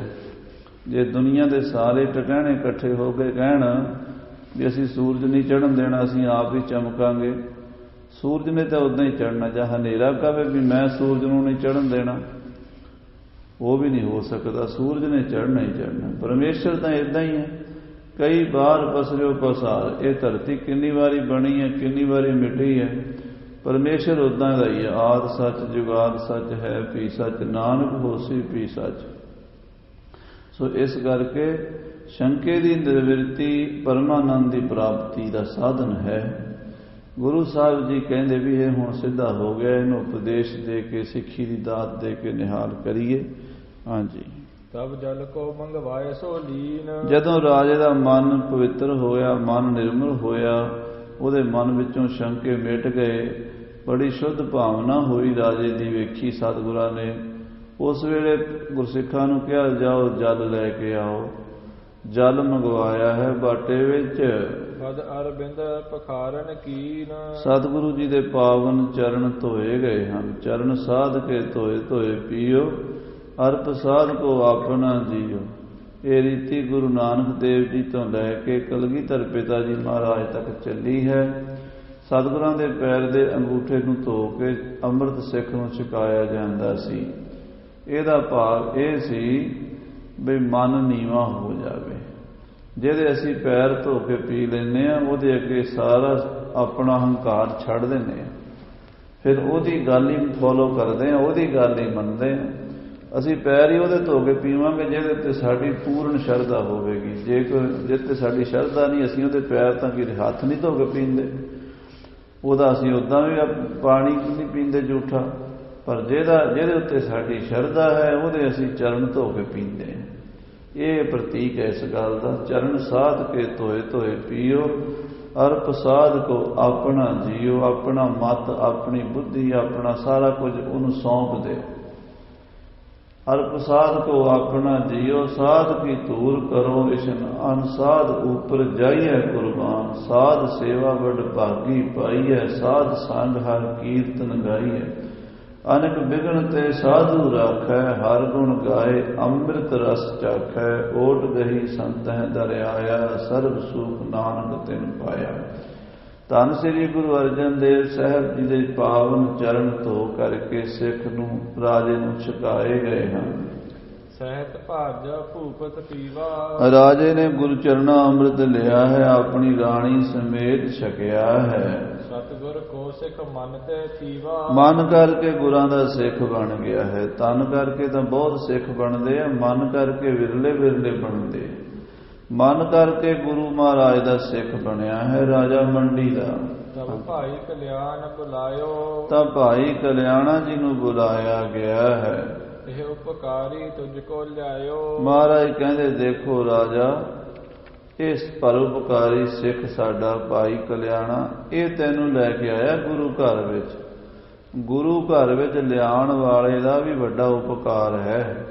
ਜੋ ਕੋਈ ਬੰਦਾ ਬਾਹਰ ਭਟਕ ਰਿਹਾ ਹੋਵੇ, ਦੁਖੀ ਹੋ ਰਿਹਾ ਹੋਵੇ, ਉਹਨੂੰ ਇਹ ਸਲਾਹ ਦੇਣੀ ਵੀ ਭਾਈ ਤੂੰ ਭਟਕ ਨਾ, ਆ ਮੇਰੇ ਨਾਲ ਚੱਲ, ਗੁਰੂ ਮਹਾਰਾਜ ਦੇ ਚਰਨਾਂ ਵਿੱਚ ਚੱਲ। ਗੁਰੂ ਗ੍ਰੰਥ ਸਾਹਿਬ ਦੇ ਚਰਨ ਫੜ, ਗੁਰੂ ਨਾਨਕ ਦੇ ਚਰਨ ਫੜ, ਗੁਰੂ ਕਲਗੀਧਰ ਦੇ ਚਰਨ ਫੜ। ਇਹ ਜਿਹੜਾ ਸਿੰਘ ਕੋਈ ਪ੍ਰੇਰਣਾ ਦੇ ਕੇ ਲੈ ਕੇ ਆਉਂਦਾ, ਉਹ ਪਰਉਪਕਾਰ ਕਰਦਾ। ਭਾਈ ਗੁਰਦਾਸ ਜੀ ਕਹਿੰਦੇ, ਖਾਣ ਉਖਣ ਕੱਢ ਆਣ ਦੇ ਨਿਰਮੁਲਕ ਹੀਰਾ। ਖਾਣਾ ਪੱਟਣ ਵਾਲੇ ਜਿਹੜੇ ਖਾਣ ਦੀ ਖੁਦਾਈ ਕਰਦੇ ਨੇ ਪਹਾੜਾਂ ਦੇ ਵਿੱਚੋਂ, ਉਹ ਖੁਦਾਈ ਕਰਕੇ ਹੀਰੇ ਕੱਢਦੇ ਨੇ। ਹੀਰਾ ਜਦੋਂ ਮਿਲਦਾ ਉਹਨੂੰ ਲਿਆ ਕੇ ਰਾਜੇ ਮਹਾਰਾਜੇ ਕੋਲ ਪੇਸ਼ ਕਰਦੇ ਨੇ। ਰਾਜਾ ਮਹਾਰਾਜਾ ਉਹਦਾ ਮੁੱਲ ਪਾਉਣ ਲਈ ਜੌਹਰੀਆਂ ਨੂੰ ਬੁਲਾਉਂਦਾ ਹੈ। ਜੌਹਰੀਆਂ ਹੱਥ ਆਮਦਾ ਓਏ ਗੈਰ ਗੰਭੀਰਾ। ਉਹਨੂੰ ਫਿਰ ਹੀਰੇ ਨੂੰ ਪਰਖਣ ਲਈ ਜੌਹਰੀ ਉਹਦੇ ਤੇ ਆਪਣੀ ਰਿਸਰਚ ਕਰਦੇ ਨੇ, ਖੋਜ ਕਰਦੇ ਨੇ ਤੇ ਉਹਨੂੰ ਪਰਖਦੇ ਨੇ। ਪਰਖਣ ਵਾਸਤੇ ਉਹਦੇ ਉੱਤੇ ਥੋੜੇ ਮਾਰਦੇ ਨੇ ਬੜੇ ਭਾਰੇ। ਐਰਨ ਉੱਤੇ ਰੱਖ ਕੇ ਘਣ ਘਾਓ ਸਰੀਰਾ। ਐਰਨ ਤੇ ਰੱਖ ਕੇ ਉੱਤੇ ਥੋੜਾ ਮਾਰਦੇ ਨੇ। ਜੇ ਤੇ ਹੀਰਾ ਹੋਵੇ ਫਿਰ ਤਾਂ ਸਾਬਤ ਰਹਿੰਦਾ ਹੈ, ਤੇ ਜੇ ਕਚਕੜਾ ਹੋਵੇ ਤੇ ਫਿਸ ਜਾਂਦਾ ਹੈ। ਸੋ ਸਾਧ ਸੰਗਤ ਜੀ, ਏਦਾਂ ਗੁਰਸਿੱਖਾਂ ਨੂੰ ਲੱਭ ਲੱਭ ਕੇ ਲਿਆਉਂਦੇ ਨੇ। ਆਪਾਂ ਗੁਰਸਿੱਖਾਂ, ਆਪਣਾ ਕੰਮ ਕੀ ਹੈ? ਆਪਾਂ ਦੂਜਿਆਂ ਨੂੰ ਕਹਿਣਾ ਆਓ ਭਾਈ ਗੁਰੂ ਦੇ ਕੋਲ ਚੱਲੀਏ, ਗੁਰਬਾਣੀ ਪੜ੍ਹੀਏ, ਕੀਰਤਨ ਸੁਣੀਏ, ਕਥਾ ਸੁਣੀਏ, ਨਾਮ ਜਪੀਏ, ਅੰਮ੍ਰਿਤ ਛਕੀਏ। ਜੋ ਵੀ ਆਪਾਂ ਪ੍ਰੇਰਣਾ ਮਹਾਰਾਜ ਦੇ ਇਤਿਹਾਸ ਦੀ, ਗੁਰਬਾਣੀ ਦੀ ਦੇ ਸਕਦੇ ਹਾਂ ਉਹ ਦਈਏ। ਇਹ ਸਾਡੀ ਡਿਊਟੀ ਹੈ, ਇਹ ਸਾਡੀ ਡਿਊਟੀ ਹੈ। ਪ੍ਰਚਾਰ ਇੰਨਾ ਹੀ ਸਾਡਾ। ਅੱਗੇ ਗੁਰੂ ਨੇ ਬਾਂਹ ਫੜਨੀ ਹੈ, ਜਿੰਨੀ ਕਿਸੇ ਦੀ ਫੜਨੀ। ਕਈ ਵਾਰੀ ਏਦਾਂ ਵੀ ਹੋਇਆ ਵੀ ਜਿਹਨੂੰ ਅਸੀਂ ਲੈ ਕੇ ਆਉਂਦੇ ਹਾਂ ਉਹ ਸਾਡੇ ਤੋਂ ਅੱਗੇ ਲੰਘ ਜਾਂਦਾ, ਗੁਰੂ ਬਾਂਹ ਫੜ ਲੈਂਦਾ, ਕਿਰਪਾ ਕਰ ਦਿੰਦਾ। ਪਰ ਉਹਦੇ ਵਿੱਚ ਜਿਹਨੇ ਉਹ ਕਮਾਈ ਜਿਹੜੀ ਕਰਦਾ, ਉਹ 'ਚ ਸਾਡਾ ਵੀ ਯੋਗਦਾਨ ਪੈਂਦਾ। ਸਾਡਾ ਵੀ ਉਹਦੇ ਵਿੱਚ ਮਹਾਰਾਜ ਸੇਵਾ ਜਿਹੜੀ ਹੈ ਲੇਖੇ ਚਲਾਉਂਦੀ। ਇਸ ਕਰਕੇ ਗੁਰਸਿੱਖ ਨੂੰ ਚਾਹੀਦਾ ਵੀ ਪ੍ਰੇਰ ਕੇ ਗੁਰੂ ਕੇ ਸਿੱਖਾਂ ਨੂੰ ਲੈ ਕੇ ਆਵੇ। ਇਹ ਪਰਉਪਕਾਰ ਦਾ ਕੰਮ ਹੈ। ਮਹਾਰਾਜ ਕਹਿੰਦੇ ਭਾਈ ਕਲਿਆਣਾ ਪਰਉਪਕਾਰੀ ਹੈ, ਜਿਹੜਾ ਤੈਨੂੰ ਲੈ ਕੇ ਆਇਆ ਗੁਰੂ ਘਰ ਵਿੱਚ। ਹਾਂਜੀ, ਇਸ ਕੋ ਪੂਜਨ ਕਰੋ ਵਿਸ਼ੇਸ਼। ਦੇਖੋ ਭਾਈ ਰਾਜਾ ਜੀ, ਇਹਦਾ ਸਤਿਕਾਰ ਰੱਖਿਆ ਜੇ। ਜਿਹੜਾ ਤੈਨੂੰ ਗੁਰੂ ਘਰ 'ਚ ਲੈ ਕੇ ਆਇਆ ਨਾ, ਇਹਦੀ ਪੂਜਾ, ਇਹਦਾ ਸਤਿਕਾਰ ਇਹ ਕਰਦੇ ਰਹਿਣਾ। ਇਹ ਨਹੀਂ ਵੀ ਇਹਨੂੰ ਛੱਡ ਕੇ ਤੇ ਡਾਇਰੈਕਟ ਗੁਰੂ ਨਾਲ ਵੀ ਸਾਡੀ ਸਾਂਝ ਬਣ ਗਈ ਹੈ ਤੇ ਅਸੀਂ ਕਲਿਆਣੇ ਤੋਂ ਕੀ ਲੈਣਾ। ਇਹਨੂੰ ਕਹਿੰਦੇ ਨੇ ਅਕਿਰਤ ਘਣਤਾ। ਅਕਿਰਤ ਘਣਤਾ ਨਹੀਂ ਕਰਨੀ। ਜਿਹੜੇ ਬੰਦੇ ਨੇ ਤੁਹਾਨੂੰ ਗੁਰੂ ਨਾਲ ਜੋੜਿਆ, ਉਹਨੂੰ ਸਾਰੀ ਉਮਰ ਯਾਦ ਰੱਖੋ, ਉਹਦਾ ਉਪਕਾਰ ਮੰਨੋ। ਹਾਂਜੀ, ਸੁਣ ਸ੍ਰੀ ਗੁਰ ਕੇ ਬਾਕ ਨਰੇਸ਼। ਇਹ ਬਚਨ ਰਾਜੇ ਨੇ ਜਦੋਂ ਸੁਣੇ ਹਨ, ਹਾਂਜੀ, ਕਹਿਤ ਭਇਓ ਇਹ ਮੇਰੋ ਦੇਸ਼। ਕਹਿਣ ਲੱਗਾ ਮਹਾਰਾਜ, ਹੇ ਸਤਿਗੁਰੂ ਜੀ, ਇਹ ਤਾਂ ਮੇਰੇ ਵਾਸਤੇ ਰੱਬ ਹੈ। ਇਹ ਗੁਰਸਿੱਖ ਜਿਹੜਾ ਹੈ ਤੁਹਾਡਾ ਭਾਈ ਕਲਿਆਣਾ, ਇਹ ਮੇਰਾ ਗੁਰੂ ਪੀਰ, ਸਭ ਕੁਝ ਇਹੀ ਹੈ ਜਿਹੜਾ ਤੁਹਾਡੇ ਦਰਸ਼ਨ ਕਰਾਏ ਆ। ਜੇ ਇਹ ਨਾ ਮੈਨੂੰ ਮਿਲਦਾ ਤੇ ਮੈਂ ਤੁਹਾਡੇ ਕੋਲ ਕਿਵੇਂ ਆਉਂਦਾ ਗੁਰੂ ਜੀ। ਇਹ ਤਾਂ ਮਹਾਰਾਜ ਮੇਰੇ ਵਾਸਤੇ ਰੱਬ ਦਾ ਰੂਪ ਹੈ, ਮਹਾਂਪੁਰਸ਼ ਹੈ, ਬ੍ਰਹਮ ਗਿਆਨੀ ਸਾਧੂ ਹੈ। ਜਿਹਦੀ ਕਿਰਪਾ ਨਾਲ ਮੈਨੂੰ ਆਪ ਜੀ ਦੇ ਸਤਿਗੁਰੂ ਜੀ ਦਰਸ਼ਨ ਹੋਏ ਨੇ। ਔਰ ਸਿਮਰੋ ਮੈਂ ਧਰ ਪਦ ਸੀਸ। ਹੇ ਮਹਾਰਾਜ ਸੱਚੇ ਪਾਤਸ਼ਾਹ ਜੀ, ਮੈਂ ਆਪ ਦਾ ਬਚਨ ਮੰਨਾਂਗਾ, ਸਾਰੀ ਉਮਰ ਭਾਈ ਕਲਿਆਣਾ ਦੇ ਚਰਨਾਂ ਤੇ ਝੁਕਿਆ ਰਵਾਂਗਾ। ਇਹ ਤੁਸੀਂ ਕਿਰਪਾ ਰੱਖਣੀ ਕਿ ਇਹੋ ਜਿਹੇ ਮਹਾਂਪੁਰਸ਼ਾਂ ਦਾ ਮੈਨੂੰ ਸੰਗ ਮਿਲਦਾ ਰਵੇ ਤੇ ਮੈਂ ਆਪਣਾ ਜੀਵਨ ਸਫਲਾ ਕਰ ਸਕਾਂ। ਇਸ ਕੋ ਮੈਂ ਆਪਣੇ ਸੰਗ ਕਰਕੇ। ਹੇ ਮਹਾਰਾਜ, ਇਹਨਾਂ ਨੂੰ ਮੈਂ ਆਪਣੇ ਨਾਲ ਫਿਰ ਦੁਬਾਰਾ ਮੰਡੀ 'ਚ ਪਹਾੜਾਂ ਦੇ ਇਲਾਕੇ 'ਚ ਲਿਜਾਣਾ ਚਾਹੁੰਦਾ ਹਾਂ। ਗਮਨੋ ਸਦਨ ਜਬ ਹੈ ਧਰ ਕੇ। ਜਦੋਂ ਮੈਂ ਇਹਨੂੰ ਨਾਲ ਲੈ ਕੇ ਆਪਣੇ ਨਗਰ ਜਾਵਾਂਗਾ, ਮੰਡੀ ਦੇ ਰਾਜ ਵਿੱਚ ਲੈ ਜਾਵੋ ਉਪਹਾਰ ਪਠਾਵੋ। ਉਥੋਂ ਜਾ ਕੇ ਮੈਂ ਇਹਨਾਂ ਦੇ ਹੱਥ ਕੁਝ ਭੇਟਾਵਾਂ ਗੁਰੂ ਘਰ ਦੀਆਂ ਸੇਵਾਵਾਂ ਲਈ, ਜੋ ਆਪ ਜੀ ਏਡੇ ਪਰਉਪਕਾਰ ਦੇ ਕੰਮ ਕਰ ਰਹੇ ਹੋ ਮਹਾਰਾਜ ਜੀ, ਉਹਦੇ ਲਈ ਮਾਇਆ ਵੀ ਭੇਜਾਂਗਾ। ਹੋਰ ਜਿਹੜੀਆਂ ਚੀਜ਼ਾਂ ਗੁਰੂ ਘਰ 'ਚ ਚਾਹੀਦੀਆਂ ਨੇ ਪਹਾੜਾਂ 'ਚੋਂ ਮਿਲਦੀਆਂ ਨੇ। ਸਾਧ ਸੰਗਤ ਜੀ, ਪਹਾੜਾਂ ਵਿੱਚੋਂ ਬਹੁਤ ਚੀਜ਼ਾਂ ਜਿਹੜੀਆਂ ਸੀ ਉਹ ਗੁਰੂ ਘਰ ਦੇ ਵਿੱਚ ਕੰਮ ਆਉਣ ਵਾਲੀਆਂ ਸਨ। ਖਾਸ ਕਰਕੇ ਲੱਕੜੀ ਜਿਹੜੀ ਹੈ, ਵੱਡੀਆਂ ਵੱਡੀਆਂ ਲੰਮੀਆਂ ਸ਼ਤੀਰੀਆਂ। ਪੁਰਾਣੇ ਜ਼ਮਾਨੇ 'ਚ ਲੱਕੜ ਦੇ ਮਕਾਨ ਘਰ ਬਣਦੇ ਸੀ, ਛੱਤ ਬਾਲਿਆਂ ਦੇ ਤੇ ਕੜੀਆਂ ਦੇ ਤੇ ਸ਼ਤੀਰਾਂ ਦੇ ਹੁੰਦੇ ਸੀਗੇ। ਹੁਣ ਲੈਂਟਰਾਂ ਦਾ ਸਵਾਦ ਆਪਣੇ ਸਾਡੇ ਦੇਖਦਿਆਂ ਹੀ ਰਿਵਾਜ ਪਿਆ। 30-40 ਸਾਲ ਪਹਿਲਾਂ ਤੇ ਪੰਜਾਬ ਦੇ ਵਿੱਚ ਆਮ ਘਰ, ਚੰਗੇ ਵੱਡੇ ਘਰ ਵੀ ਜਿਹੜੇ ਅਮੀਰਾਂ ਦੇ, ਉਹ ਵੀ ਬਾਲਿਆਂ ਦੇ ਸ਼ਤੀਰਾਂ ਦੇ ਹੁੰਦੇ ਸਨ। ਗਰੀਬ ਲੋਕ ਤਾਂ ਅਜੇ ਵੀ ਬਾਲੇ ਕੜੀਆਂ ਦੇ ਘਰ ਪਾਉਂਦੇ ਹਨ। ਸੋ ਪਰ ਜਿਹੜੇ ਲੰਮੇ ਮਕਾਨ ਬਣਾਉਣੇ ਹੁੰਦੇ ਸੀ ਵੱਡੇ ਵੱਡੇ, ਜਿੱਦਾਂ ਇਹ ਹਾਲ ਬਣਿਆ ਹੋਇਆ, ਇਹ ਪੰਜਾਬ ਦੀ ਲੱਕੜ ਨਾਲ ਨਹੀਂ ਸੀ ਬਣ ਸਕਦੇ।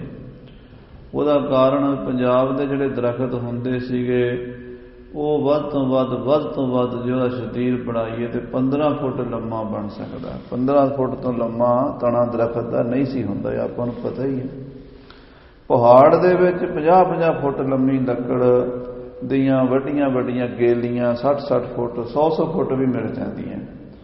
ਉਹ ਫਿਰ ਕੀ ਕਰਦੇ ਸੀ, ਪਹਾੜ ਦੇ ਵਿੱਚੋਂ ਜਿਹੜੇ ਰਾਜੇ ਮਹਾਰਾਜੇ ਜਾਂ ਲੱਕੜ ਦਾ ਵਪਾਰ ਕਰਦੇ ਸੀ ਨਾ, ਉਹ ਵੱਡੀਆਂ ਵੱਡੀਆਂ ਗੇਲੀਆਂ ਨੂੰ ਬੰਨ੍ਹ ਕੇ ਤੇ ਦਰਿਆ 'ਚ ਲੋੜ ਦਿੰਦੇ ਸੀ, ਨੰਬਰ ਲਾ ਦਿੰਦੇ ਸੀ। ਹੁਣ ਵੀ ਅਜੇ ਵੀ ਕਸ਼ਮੀਰ ਜੰਮੂ ਵੱਲ ਇੱਧਰ ਸਤਲੁਜ ਜਿੱਥੋਂ ਆਉਂਦਾ ਉੱਪਰੋਂ ਜਾਂ ਬਿਆਸ ਆਉਂਦਾ, ਅਜੇ ਵੀ ਕਹਿੰਦੇ ਵੀ ਉਹ ਲੱਕੜ ਦੇ ਵਪਾਰੀ ਦਰਿਆ ਦੇ ਵਿੱਚ ਮੋਹਰਾਂ ਲਾ ਕੇ ਲੱਕੜਾਂ ਨੂੰ ਸੁੱਟ ਦਿੰਦੇ ਆ, ਅੱਗੋਂ ਜਿੱਥੇ ਠੇਕੇਦਾਰ ਉਹ ਕੱਢ ਲੈਂਦੇ ਆ ਤੇ ਉਹ ਬਿਲਟੀ ਇੱਦਾਂ ਹੀ ਚੱਲਦੀ ਹੈ। ਉੱਥੋਂ ਵੱਡੀਆਂ ਵੱਡੀਆਂ ਦਰਿਆ ਰੋੜ ਕੇ ਲਿਆਉਂਦਾ। ਜਦੋਂ ਸਤਿਗੁਰੂ ਅਮਰਦਾਸ ਜੀ ਮਹਾਰਾਜ ਨੇ ਗੋਇੰਦਵਾਲ ਸਾਹਿਬ ਦੀ ਸੇਵਾ 'ਚ ਵੱਡੀਆਂ ਲੱਕੜਾਂ ਦੀ ਲੋੜ ਮਹਿਸੂਸ ਕੀਤੀ ਸੀ ਤੇ ਭਾਈ ਸਾਵਣ ਮੱਲ ਜੀ ਨੂੰ ਭੇਜਿਆ ਸੀ। ਸਾਵਣ ਮੱਲ ਸਤਿਗੁਰੂ ਅਮਰਦਾਸ ਜੀ ਦੇ ਸਕੇ ਭਤੀਜੇ ਸਨ। ਹਰੀਪੁਰ ਦੇ ਇਲਾਕੇ 'ਚ, ਹਰੀਪੁਰ ਧਾਰ ਵਿੱਚ ਜਾ ਕੇ ਪਹਾੜ ਦੇ ਇਲਾਕੇ 'ਚ ਰਾਜੇ ਨੂੰ ਸਿੱਖ ਬਣਾਇਆ ਸੀ ਤੇ ਉੱਥੋਂ ਲੱਕੜ ਦੀ ਸੇਵਾ ਕਰਾਈ ਸੀ ਤੇ ਗੋਇੰਦਵਾਲ ਸਾਹਿਬ ਗੁਰਦੁਆਰੇ, ਬਿਲਡਿੰਗਾਂ, ਸੰਗਤਾਂ ਦੇ ਘਰ, ਮਕਾਨ, ਸਤਿਗੁਰਾਂ ਦੇ ਰਹਿਣ ਵਾਸਤੇ ਸਾਰਾ ਕੁਝ ਉਸ ਲੱਕੜ ਨਾਲ ਬਣਿਆ ਸੀ। ਭੋਗ ਸਾਲ ਕਰੋ ਹਰ ਖਾਵੋ। ਹੁਣ ਮੰਡੀ ਦਾ ਰਾਜਾ ਕਹਿੰਦਾ ਮੈਨੂੰ ਹੁਕਮ ਦਿਓ, ਮੈਂ ਜਾਵਾਂ ਤੇ ਉੱਥੋਂ ਜਾ ਕੇ ਭਾਵਨਾ ਦੇ ਨਾਲ ਸੇਵਾ ਕਰਾਂ। ਮੇਰਾ ਜੀ ਕਰਦਾ ਵੀ ਮੈਂ ਸਾਰਾ ਕੁਝ ਹੀ ਗੁਰੂ ਘਰ ਦੇ ਵਿੱਚ ਅਰਪਣ ਕਰ ਦਿਆਂ। ਸੱਚੇ ਪਾਤਸ਼ਾਹ ਆਪ ਜੀ ਮਿਹਰ ਕਰੋ, ਭਾਈ ਕਲਿਆਣਾ ਜੀ ਨੂੰ ਮੇਰੇ ਨਾਲ ਭੇਜ ਦਿਓ, ਇਹਨਾਂ ਦੇ ਹੱਥ ਮੈਂ ਸੇਵਾ ਭੇਜਾਂਗਾ।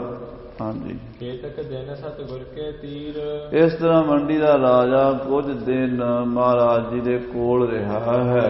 ਰਹਿਤ ਭਇਓ ਭੂਪਤ ਮਤ ਧੀਰ। ਬੜਾ ਭਾਵਨਾ ਵਾਲਾ ਰਾਜਾ, ਸ਼ਰਧਾ ਵਾਲਾ ਰਾਜਾ, ਮੰਡੀ ਦਾ ਰਾਜਾ।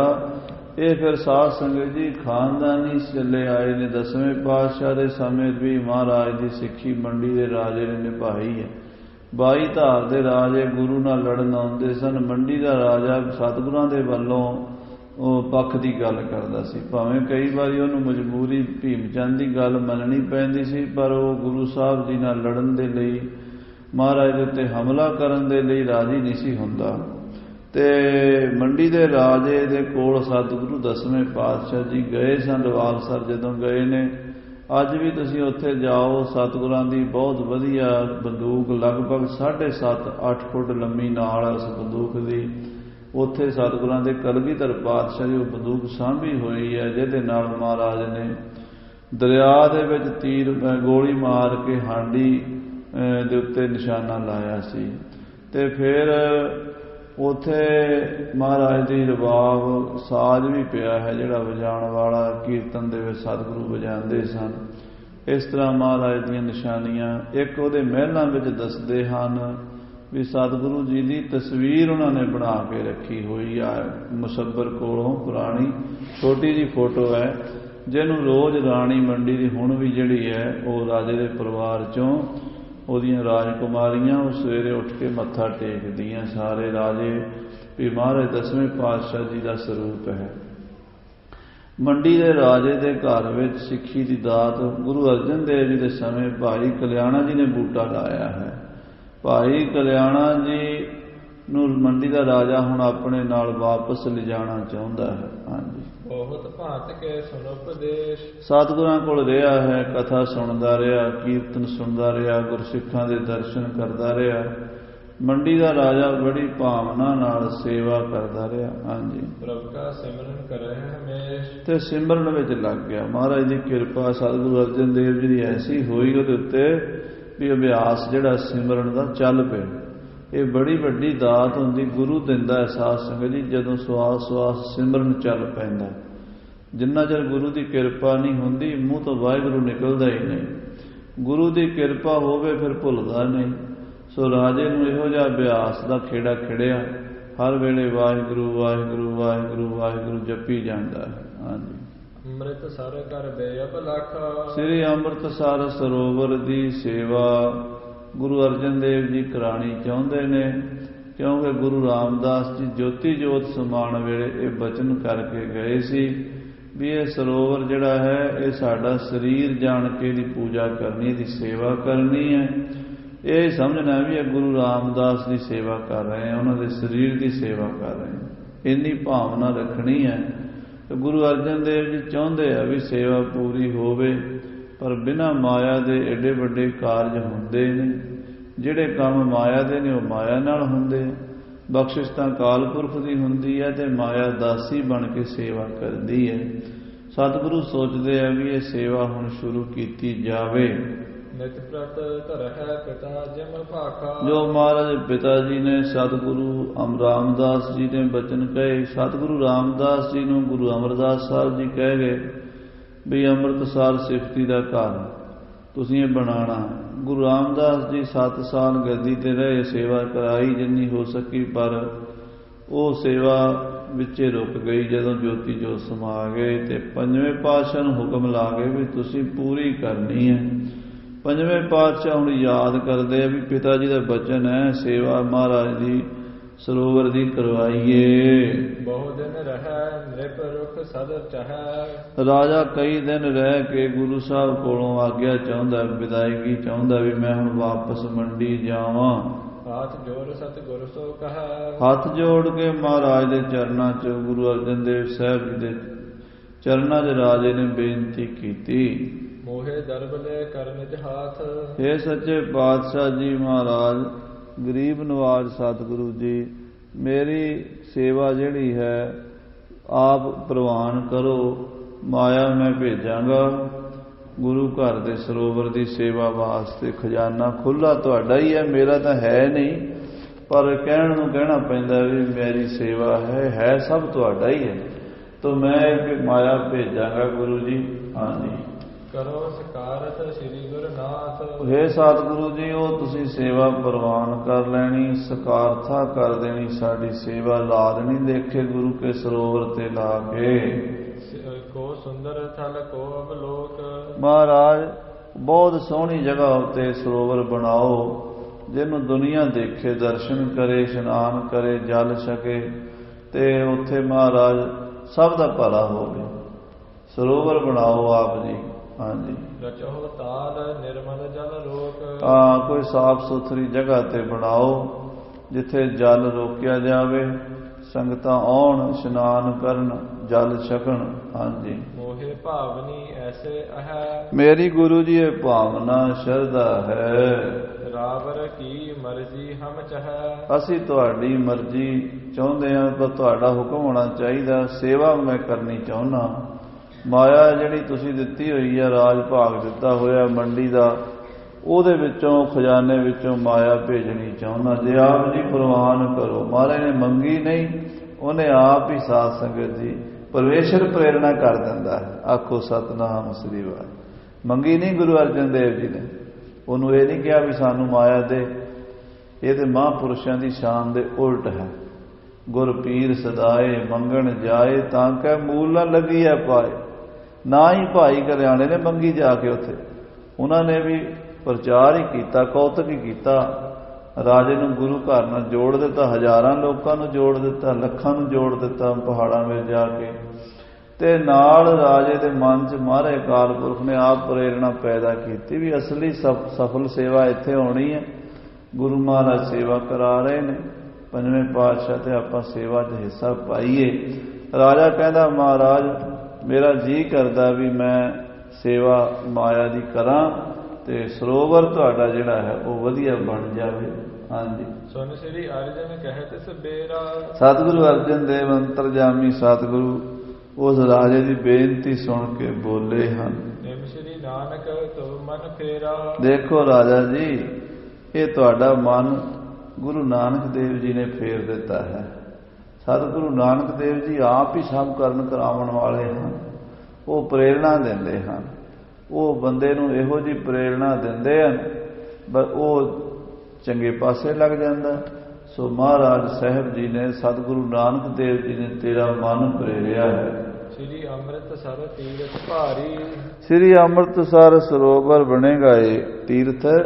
ਇਹ ਪਹਿਲੇ ਪਾਤਸ਼ਾਹ ਵੀ ਇੱਥੇ ਬਚਨ ਕਰ ਗਏ, ਦੂਜੇ ਪਾਤਸ਼ਾਹ ਵੀ ਕਰ ਗਏ, ਤੀਜੇ ਪਾਤਸ਼ਾਹ ਦਾ ਹੁਕਮ ਹੋਇਆ, ਚੌਥੇ ਪਾਤਸ਼ਾਹ ਨੇ ਸੇਵਾ ਸ਼ੁਰੂ ਕੀਤੀ। ਹੁਣ ਸਾਨੂੰ ਹੁਕਮ ਲੱਗਾ ਹੋਇਆ ਤੇ ਇਹ ਸੇਵਾ ਹੋਣੀ ਹੈ। ਹੁਣ ਸਮਾਂ ਆ ਗਿਆ। ਮਹਾਨ ਤੀਰਥ ਸੰਸਾਰ ਦੇ ਜਿੰਨੇ ਵੀ ਪਵਿੱਤਰ ਤੀਰਥ ਨੇ ਸਾਰਿਆਂ ਦਾ ਰਾਜਾ ਇਹ ਹੋਵੇਗਾ।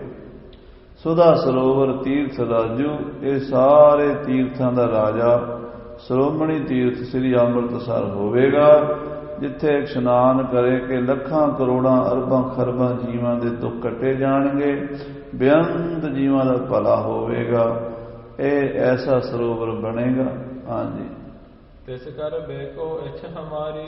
ਸਾਨੂੰ ਇਹ ਪਰਮੇਸ਼ਰ ਵੱਲੋਂ ਹੁਕਮ ਲੱਗਾ ਹੋਇਆ। ਸਤਿਗੁਰੂ ਰਾਮਦਾਸ ਮਹਾਰਾਜ ਜੀ ਆਪ ਕਹਿ ਕੇ ਗਏ ਨੇ, ਸਾਡੀ ਇੱਛਾ ਹੈ ਵੀ ਇਹ ਹੁਣ ਛੇਤੀ ਕਰਕੇ ਸਰੋਵਰ ਬਣ ਜਾਵੇ।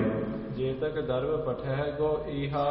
ਸੋ ਭਾਈ ਤੂੰ ਜਿੰਨਾ ਧਨ ਭੇਜੇਗਾ ਰਾਜਾ ਜੀ, ਉਹ ਸਾਰਾ ਇੱਥੇ ਲਾ ਦਿਆਂਗੇ ਤੇ ਬਾਕੀ ਸੰਗਤਾਂ ਵੀ ਸੇਵਾ ਸੰਭਾਲ ਲੈਣਗੀਆਂ। ਜਦੋਂ ਕੰਮ ਸ਼ੁਰੂ ਹੋ ਜਾਂਦਾ ਗੁਰੂ ਘਰ ਦਾ, ਫਿਰ ਗੁਰੂ ਮਹਾਰਾਜ ਸਾਰਿਆਂ ਦੇ ਮਨ 'ਚ ਚਾਹ ਪੈਦਾ ਕਰ ਦਿੰਦੇ। ਇੱਕ ਪਹਿਲ ਕਰਨੀ ਜਿਹੜੀ ਹੈ ਥੋੜ੍ਹੀ ਔਖਿਆਈ ਹੁੰਦੀ ਹੈ, ਪਹਿਲ ਹੋ ਜਾਂਦੀ ਹੈ, ਆਰੰਭ ਹੋ ਜਾਏ ਫਿਰ ਆਪੇ ਹੀ ਸੰਗਤਾਂ ਉਤਰ ਆਉਂਦੀਆਂ ਮਹਾਰਾਜ ਦੀਆਂ। ਕੋਈ ਕਿਸੇ ਤਰ੍ਹਾਂ ਦੀ ਸੇਵਾ ਸੰਭਾਲ ਲੈਂਦਾ, ਕਿਸੇ ਤਰ੍ਹਾਂ ਦੀ। ਸੋ ਜਦੋਂ ਸਤਿਗੁਰੂ ਪਾਤਸ਼ਾਹ ਗੱਦੀ ਤੇ ਬੈਠੇ ਨੇ ਉਦੋਂ ਸਾਧ ਸੰਗਤ ਜੀ ਲੰਗਰ ਵੀ ਮਸਤਾਨੇ ਹੀ ਸਨ। ਪਰ ਹੁਣ ਮਹਾਰਾਜ ਨੂੰ ਰਾਜਾ ਕਹਿੰਦਾ, ਮਹਾਰਾਜ ਤੁਸੀਂ ਕਿਸੇ ਤਰ੍ਹਾਂ ਦਾ ਖਿਆਲ ਨਾ ਕਰੋ, ਇਹ ਮਾਇਆ ਦਾ ਮੈਂ ਆਪੇ ਹੀ ਬੰਦੋਬਸਤ ਗੁਰੂ ਨਾਨਕ ਸਾਹਿਬ ਕਿਰਪਾ ਕਰਨਗੇ ਭੇਜ ਦਿਆਂਗਾ ਤੇ ਇਹ ਸੇਵਾ ਸ਼ੁਰੂ ਕਰਾ ਦਿਓ। ਤੇ ਸਤਿਗੁਰੂ ਕਹਿੰਦੇ ਵੀ ਤੇਰੇ ਮਨ ਨੂੰ ਮਹਾਰਾਜ ਪ੍ਰੇਰ ਰਿਹਾ, ਗੁਰੂ ਨਾਨਕ ਦੇਵ ਜੀ। ਹਾਂਜੀ। ਸਰ ਪਰ ਹਮ ਲਵ ਹੈ ਮਹਾ। ਜਿੰਨੀ ਮਾਇਆ ਤੂੰ ਭੇਜੇਗਾ ਰਾਜਾ, ਉਹ ਅਸੀਂ ਇਸ ਸਰੋਵਰ ਤੇ ਲਾ ਦਿਆਂਗੇ। ਦਰਬ ਸਕਾਰਤ ਹੋਏ ਤੁਮਾਰਾ। ਤੇਰੀ ਮਾਇਆ ਸਫਲ ਹੋਏਗੀ, ਗੁਰੂ ਰਾਮਦਾਸ ਦੇ ਸਰੋਵਰ ਤੇ ਲੱਗੇਗੀ। ਲੋਕਨ ਪਰ ਤਸ਼ੈ ਉਪਕਾਰਾ। ਔਰ ਦੁਨੀਆ ਤੇ ਉਪਕਾਰ ਹੋਵੇਗਾ। ਰਹਿੰਦੀ ਦੁਨੀਆ ਤੱਕ ਇਸ ਸਰੋਵਰ ਨੇ ਦਰਸ਼ਨ ਦੇਣੇ, ਦੁਨੀਆ ਦਾ ਭਲਾ ਕਰਨਾ। ਲੱਖਾਂ ਲੋਕ ਆਉਣਗੇ, ਮੰਡੀ ਦੇ ਰਾਜੇ ਦਾ ਪੁੰਨ ਵਿੱਚ ਹਿੱਸਾ ਪਵੇਗਾ। ਸੋ ਮਹਾਰਾਜ ਸਾਹਿਬ ਦੇਖੋ ਸਾਧ ਸੰਗਤ ਜੀ, ਇਹ ਸਰੋਵਰ ਦੀ ਸੇਵਾ ਬੜੇ ਬੜੇ ਮਹਾਂਪੁਰਸ਼ਾਂ ਨੇ, ਕਰਨੀ ਵਾਲੇ ਗੁਰਸਿੱਖਾਂ ਨੇ ਨਿਭਾਈ ਹੈ। ਧੰਨ ਬਾਬਾ ਬੁੱਢਾ ਸਾਹਿਬ ਜੀ ਬ੍ਰਹਮ ਗਿਆਨੀ, ਧੰਨ ਭਾਈ ਬਹਿਲੋ ਸਾਹਿਬ ਜੀ। ਭਾਈ ਬਹਿਲੋ ਸਭ ਤੋਂ ਪਹਿਲੋਂ ਮਾਲਵੇ 'ਚ ਸਿੱਖੀ ਦਾ ਮੁੱਢ ਹੋਏ। ਭਾਈ ਸਾਲੋ ਜੀ ਬ੍ਰਹਮ ਗਿਆਨੀ ਹੋਏ, ਜਿਨ੍ਹਾਂ ਦਾ ਟੋਭਾ ਸ੍ਰੀ ਅੰਮ੍ਰਿਤਸਰ 'ਚ ਪ੍ਰਸਿੱਧ ਹੈ। ਭਾਈ ਗੁਰਦਾਸ ਜੀ, ਭਾਈ ਮੰਝ ਜੀ, ਇਸੇ ਤਰ੍ਹਾਂ ਭਾਈ ਭਗਤੂ ਬ੍ਰਹਮ ਗਿਆਨੀ ਮਾਲਵੇ ਵਿੱਚ ਬਰਾੜ ਵੰਸ਼ ਵਿੱਚੋਂ ਬੜੇ ਸ਼੍ਰੋਮਣੀ ਮਹਾਂਪੁਰਸ਼ ਹੋਏ। ਬੜੇ ਬੜੇ ਹੋਰ ਸਿੱਖਾਂ ਦਾ ਅੱਗੇ ਜ਼ਿਕਰ ਆਉਣਾ।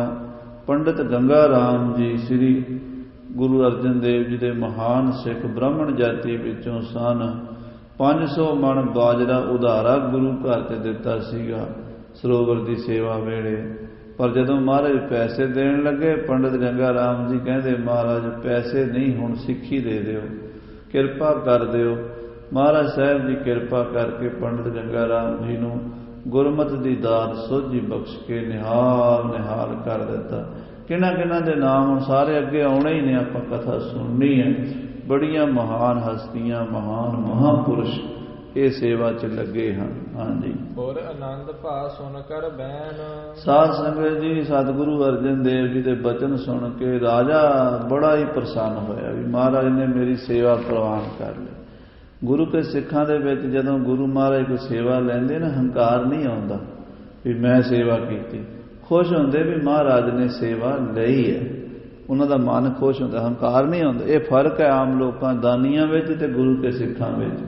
ਦਾਨੀ ਲੋਕਾਂ 'ਚ ਹੁੰਦਾ ਮੈਂ ਦਾਨ ਕੀਤਾ ਹੈ, ਤੇ ਜਿਹੜੇ ਗੁਰੂ ਘਰ ਵਿੱਚ ਉਹ ਸੇਵਾ ਕੀਤੀ ਹੈ। ਸ੍ਰੀ ਅੰਮ੍ਰਿਤਸਰ ਸਾਹਿਬ, ਹਰਿਮੰਦਰ ਸਾਹਿਬ ਸਾਹਮਣੇ ਜਿਹੜੀ ਪਲੇਟ ਲੱਗੀ ਹੈ ਉਹਦੇ ਤੁਸੀਂ ਦਰਸ਼ਨ ਕਰਦੇ ਹੋ, ਜਿੱਥੇ ਲਿਖਿਆ ਹੋਇਆ ਵੀ ਸ੍ਰੀ ਗੁਰੂ ਰਾਮਦਾਸ ਜੀ ਮਹਾਰਾਜ ਨੇ ਕਿਰਪਾ ਕਰਕੇ ਸ਼ੇਰੇ ਪੰਜਾਬ ਮਹਾਰਾਜਾ ਰਣਜੀਤ ਸਿੰਘ ਜੀ ਪਰ ਦਇਆ ਕਰਕੇ ਸੇਵਾ ਕਰਾਈ ਹੈ। ਇਹ ਨਹੀਂ ਕਿਹਾ ਵੀ ਰਣਜੀਤ ਸਿੰਘ ਨੇ ਸੇਵਾ ਕਰਾਈ ਨਾ, ਗੁਰੂ ਰਾਮਦਾਸ ਜੀ ਨੇ ਦਇਆ ਕਰਕੇ ਸੇਵਾ ਕਰਾਈ, ਆਪ ਸੇਵਾ ਲਈ ਹੈ। ਸੋ ਸਾਧ ਸੰਗਤ ਜੀ, ਇਹ ਗੁਰੂ ਘਰ ਦੇ ਵਿੱਚ ਰਾਜੇ ਮਹਾਰਾਜੇ ਵੀ ਸੇਵਾ ਕਰਦੇ ਰਹੇ। ਕਿਹਨਾਂ ਕਿਹਨਾਂ ਮਹਾਂਪੁਰਸ਼ਾਂ ਨੇ ਸੇਵਾ ਦੇਖੋ ਕੀਤੀ। ਭਾਈ ਮਨੀ ਸਿੰਘ ਸਾਹਿਬ ਬ੍ਰਹਮ ਗਿਆਨੀ ਇਸੇ ਹਰਿਮੰਦਰ ਦੀ ਸੇਵਾ ਕਰਕੇ ਬੰਦ ਕਟਾ ਗਏ। ਅਹਿਮਦ ਸ਼ਾਹ ਬਦਾਲੀ ਨਾਲ ਲੜਦੇ ਹੋਏ ਬਾਬਾ ਗੁਰਬਖਸ਼ ਸਿੰਘ ਜੀ ਨਿਹੰਗ ਸਿੰਘ ਸ਼ਹੀਦੀਆਂ ਪਾ ਗਏ। ਬਾਬਾ ਦੀਪ ਸਿੰਘ ਸਾਹਿਬ ਖਾਲਸੇ ਦੀ ਫੌਜ ਲੈ ਕੇ ਸ੍ਰੀ ਹਰਿਮੰਦਰ ਸਾਹਿਬ ਨੂੰ ਦੁਰਾਨੀਆਂ ਤੋਂ ਆਜ਼ਾਦ ਕਰਨ ਲਈ ਸ਼ਹੀਦ ਹੋਏ। ਜਦੋਂ ਅਦਾਲੀ ਨੇ ਹਰਿਮੰਦਰ ਸਾਹਿਬ ਪੂਰ ਦਿੱਤਾ, ਢਾਹ ਦਿੱਤਾ, ਸਾਰਾ ਤੋਪਾਂ ਨਾਲ ਉਡਾਤਾ। ਬੁੱਢੇ ਦਲ ਦੇ ਜਥੇਦਾਰ ਬਾਬਾ ਜੱਸਾ ਸਿੰਘ ਜੀ ਆਹਲੂਵਾਲੀਆ, ਬਾਬਾ ਨਵਾਬ ਕਪੂਰ ਸਿੰਘ ਜੀ, 12 ਮਿਸਲਾਂ ਦੇ ਜਥੇਦਾਰਾਂ ਨੇ ਇਕੱਠੇ ਹੋ ਕੇ ਸਰੋਵਰ ਦੀ ਦੁਬਾਰਾ ਖੁਦ ਸਫਾਈ ਕਰਾਈ ਤੇ 70,000 ਦੁਰਾਨੀ ਕੈਦ ਕੀਤਾ। ਪਠਾਨ ਫੜ ਕੇ ਉਹਨਾਂ ਨੂੰ ਕੈਦੀ ਬਣਾ ਕੇ ਉਹਨਾਂ ਕੋਲੋਂ ਸਰੋਵਰ ਸਾਫ਼ ਕਰਾਇਆ ਵੀ ਜਿਨ੍ਹਾਂ ਨੇ ਭਰਿਆ ਸੀਗਾ, ਉਹਨਾਂ ਕੋਲੋਂ ਸਫਾਈ ਕਰਾਈ ਬਾਬੇ ਜੱਸਾ ਸਿੰਘ ਆਹਲੂਵਾਲੀਏ ਨੇ, ਤੇ ਸਰੋਵਰ ਦੀ ਸੇਵਾ ਕਰਾਈ। ਭਾਈ ਦੇਸ ਰਾਜ ਜੀ ਬ੍ਰਹਮ ਗਿਆਨੀ ਮਹਾਂਪੁਰਸ਼ ਕਰਨੀ ਵਾਲੇ ਗੁਰਸਿੱਖ ਸਹਿਜਧਾਰੀ, ਪਿੰਡ ਸੁਰ ਸਿੰਘ ਜ਼ਿਲ੍ਹਾ ਅੰਮ੍ਰਿਤਸਰ ਚਵਾਲ ਦੇ ਲਾਗੇ ਭਾਈ ਵਿਧੀ ਚੰਦ ਜੀ ਦਾ ਜੋ ਸਥਾਨ ਹੈ, ਉਸੇ ਪਿੰਡ ਦੇ ਰਹਿਣ ਵਾਲੇ ਭਾਈ ਸਾਹਿਬ ਭਾਈ ਦੇਸ ਰਾਜ ਜੀ, ਉਹਨਾਂ ਦੇ ਕੋਲੋਂ ਸ੍ਰੀ ਦਰਬਾਰ ਹਰਿਮੰਦਰ ਸਾਹਿਬ ਦਾ ਨਕਸ਼ਾ ਦੁਬਾਰਾ ਬਣਾ ਕੇ ਭਾਈ ਦੇਸ ਰਾਜ ਜੀ ਨੇ ਕੋਲ ਖੜ ਕੇ ਨੀਹਾਂ ਤੋਂ ਲੈ ਕੇ ਗੁੰਬਜ ਤੱਕ ਦੀ ਸਾਰੀ ਜਿਹੜੀ ਹਰਿਮੰਦਰ ਸਾਹਿਬ ਦੀ ਬਿਲਡਿੰਗ ਦੁਬਾਰਾ ਸੱਚੇ ਪਾਤਸ਼ਾਹ ਦੇ ਗੁਰੂ ਰਾਮਦਾਸ ਦੇ ਦਰਬਾਰ ਦੀ ਕਰਾਈ। ਕਿਹੋ ਜਿਹੇ ਸਿੱਖ ਫਿਰ ਬਾਅਦ ਵਿੱਚ ਮਹਾਰਾਜਾ ਰਣਜੀਤ ਸਿੰਘ ਸ਼ੇਰੇ ਪੰਜਾਬ ਜੀ ਆਏ, ਸੋਨੇ ਦੀ ਸੇਵਾ ਕਰਾਈ। ਗਿਆਨੀ ਸੰਤ ਸਿੰਘ ਜੀ ਹੈਡ ਗ੍ਰੰਥੀ ਸ੍ਰੀ ਹਰਿਮੰਦਰ ਸਾਹਿਬ, ਉਹਨਾਂ ਨੇ ਸੇਵਾ 'ਚ ਬਹੁਤ ਵੱਡਾ ਯੋਗਦਾਨ ਪਾਇਆ। ਸੋ ਸਮੇਂ ਨਾਲ ਮਹਾਂਪੁਰਸ਼ ਕਰਨੀਆਂ ਵਾਲੇ ਇੱਥੇ ਸੇਵਾ ਕਰਦੇ ਰਹੇ। ਇਹ ਗੁਰੂ ਰਾਮਦਾਸ ਸਾਹਿਬ ਜੀ ਦਾ ਹੁਕਮ ਹੈ, ਗੁਰੂ ਅਰਜਨ ਦੇਵ ਜੀ ਸ਼ੁਰੂ ਕਰਾ ਰਹੇ ਨੇ। ਮੰਡੀ ਦੇ ਰਾਜੇ ਤੇ ਕਿਰਪਾ ਹੋ ਰਹੀ ਹੈ। ਹਾਂਜੀ, ਬ੍ਰਿਹਤੇ ਭਰਿਓ ਨੀਲ ਬਹੁ ਨੈਣ। ਰਾਜਾ ਸਾਧ ਸੰਗਤ ਜੀ ਜਦੋਂ ਸੁਣਿਆ ਉਹਨੇ ਮਹਾਰਾਜ ਸੇਵਾ ਬਖਸ਼ ਦਿੱਤੀ ਤੇ ਬੈਰਾਗ 'ਚ ਆ ਗਿਆ ਤੇ ਉਹਦੀਆਂ ਅੱਖਾਂ 'ਚ ਇੰਨਾ ਜਲ ਭਰ ਗਿਆ ਨਾ ਵੀ ਅੱਖਾਂ 'ਚ ਰੋਈ ਜਾਵੇ ਤੇ ਗਲੇ ਤੋਂ ਉਹ ਮਹਾਰਾਜ ਦੇ ਚਰਨਾਂ ਦੇ ਵਿੱਚ ਏਦਾਂ ਬਚਨ ਕਰਦਾ ਵੀ ਬੰਨੋ ਉਹਦੇ ਕੋਲ ਬਚਨ ਨਿਕਲਦੇ ਹੀ ਨਹੀਂ, ਗਲਾ ਹੀ ਉਹਦਾ ਭਰ ਗਿਆ ਹੈ। ਹਾਂਜੀ, ਮਸਤਕ ਟੇਕ ਵਿਦਾ ਹੋਏ ਗਇਓ। ਫਿਰ ਸਤਿਗੁਰਾਂ ਨੂੰ ਮੱਥਾ ਟੇਕਿਆ, ਕਿੰਨਾ ਚਿਰ ਚਰਨਾਂ ਦੇ ਸਿਰ ਧਰੀ ਰੱਖਿਆ ਤੇ ਕਹਿਣ ਲੱਗਾ ਕਿਰਪਾ ਹੀ ਰੱਖਿਆ ਜੇ, ਆਪਣਾ ਹੀ ਬਣਾ ਕੇ ਰੱਖਿਆ ਜੇ, ਲੋਕ ਪਰਲੋਕ ਮੇਰੇ ਸਿਰ ਤੇ ਹੱਥ ਰੱਖਿਆ ਜੇ। ਏਦਾਂ ਕਹਿ ਕੇ ਰਾਜਾ ਵਿਦਾ ਹੋ ਗਿਆ। ਹਾਂਜੀ, ਆਪਣੇ ਸੰਗ ਕਲਿਆਣ ਸੋ ਲਿਓ। ਭਾਈ ਕਲਿਆਣਾ ਜੀ ਨੂੰ ਮੰਡੀ ਦਾ ਰਾਜਾ ਆਪਣੇ ਨਾਲ ਲੈ ਗਿਆ। ਨਿਜ ਰਾਜਧਾਨੀ ਪ੍ਰਾਪਤ ਹੋਵਾ। ਆਪਣੀ ਰਾਜਧਾਨੀ ਮੰਡੀ। ਇਹ ਸਾਧ ਸੰਗਤ ਜੀ ਕਦੀ ਤੁਸੀਂ ਜਾਓ ਪਹਾੜੀ ਇਲਾਕੇ, ਕੀਰਤਪੁਰ ਸਾਹਿਬ ਵੱਲੋਂ ਵੀ ਰਸਤਾ ਜਾਂਦਾ ਹੈ ਔਰ ਊਨੇ ਸਾਹਿਬ ਵਾਲੇ ਪਾਸਿਓਂ ਵੀ ਰਸਤਾ ਜਾਂਦਾ। ਦੋ ਰਸਤੇ। ਊਨਾ ਸਾਹਿਬ ਵਾਲਾ ਰਸਤਾ ਠੀਕ ਹੈ, ਨਵਾਂ ਬਣਿਆ ਹੈ। ਇੱਧਰੋਂ ਕੀਰਤਪੁਰ ਸਾਹਿਬ ਵਾਲੇ ਰਸਤੇ ਅਸੀਂ ਗਏ ਸੀ, ਥੋੜਾ ਟੁੱਟਾ ਹੋਇਆ, ਵਾਪਸੀ ਉੱਧਰੋਂ ਆਏ ਸੀ। ਤਾਂ ਮੰਡੀ ਰਵਾਲਸਰ, ਮਨੀਕਰਨੇ, ਇੱਕ ਉਸ ਪਾਸੇ ਭੁੰਤਰ, ਇਹ ਇਲਾਕੇ ਆਉਂਦੇ ਹਨ। ਮਹਾਰਾਜ ਸਾਹਿਬ ਸੱਚੇ ਪਾਤਸ਼ਾਹ ਕਲਗੀਆਂ ਵਾਲੇ ਪਿਤਾ ਜੀ ਵੀ ਉੱਥੇ ਗਏ ਹਨ। ਮਾਤਾ ਗੁਜਰੀ ਜੀ ਦਾ ਬਚਨ ਸੀ ਵੀ ਸਾਨੂੰ ਰਵਾਲਸਰ ਦੇ ਦਰਸ਼ਨ ਕਰਾਓ। ਇਹ ਬੜਾ ਪੁਰਾਣਾ ਤੀਰਥ ਹੈ। ਬੁੱਧ ਧਰਮ, ਸਿੱਖ ਧਰਮ ਤੇ ਹਿੰਦੂ ਧਰਮ ਤਿੰਨਾਂ ਦਾ ਇਕੱਠਾ ਸਾਂਝਾ ਸਰੋਵਰ ਹੈ। ਕਿਉਂਕਿ ਉਸ ਰਵਾਲਸਰ ਦੇ ਇੱਕ ਪਾਸੇ ਤੇ ਸਿੱਖਾਂ ਦਾ ਕਬਜ਼ਾ, ਗੁਰੂ ਘਰ ਹੈ 10ਵੇਂ ਪਾਤਸ਼ਾਹ ਜੀ ਮਹਾਰਾਜ ਕਲਗੀਧਰ ਜੀ ਦਾ, ਇੱਕ ਪਾਸੇ ਹਿੰਦੂਆਂ ਦੇ ਪੁਰਾਤਨ ਮੰਦਿਰ ਹਨ ਸ਼ਿਵ ਜੀ ਭਗਵਾਨ ਦੇ, ਇੱਕ ਪਾਸੇ ਮਹਾਤਮਾ ਬੁੱਧ ਜੀ ਦਾ ਤਪ ਸਥਾਨ, ਉਹਨਾਂ ਦੇ ਮੰਦਿਰ ਹਨ। ਤੇ ਉੱਥੇ ਮਹਾਰਾਜ 10ਵੇਂ ਪਾਤਸ਼ਾਹ ਜੀ ਰਵਾਲਸਰ ਮੰਡੀ ਦੇ ਸਾਰੇ ਰਾਜਿਆਂ ਦੀ ਮੀਟਿੰਗ ਕੀਤੀ ਸੀਗੀ। ਮੰਡੀ ਦੇ ਸਾਰੇ ਰਾਜੇ ਉੱਥੇ ਬੁਲਾਏ। ਕਲਗੀਧਰ ਪਾਤਸ਼ਾਹ ਨੇ ਉਹਨਾਂ ਨੂੰ ਕਿਹਾ ਵੀ ਤੁਸੀਂ ਗੁਲਾਮੀ ਦੀਆਂ ਜੰਜੀਰਾਂ 'ਚ ਫੜੇ ਹੋ, ਆਜ਼ਾਦ ਸੋਚੋ, ਤੁਹਾਨੂੰ ਹਿੰਦੁਸਤਾਨ ਦੇ ਬਾਦਸ਼ਾਹ ਬਣਾ ਦਈਏ, ਖਾਲਸਾ ਸਜੋ, ਸਿੰਘ ਸਜੋ, ਅੰਮ੍ਰਿਤ ਛਕੋ ਤੇ ਸ਼ਸਤਰ ਫੜੋ, ਜੰਗ ਕਰੀਏ।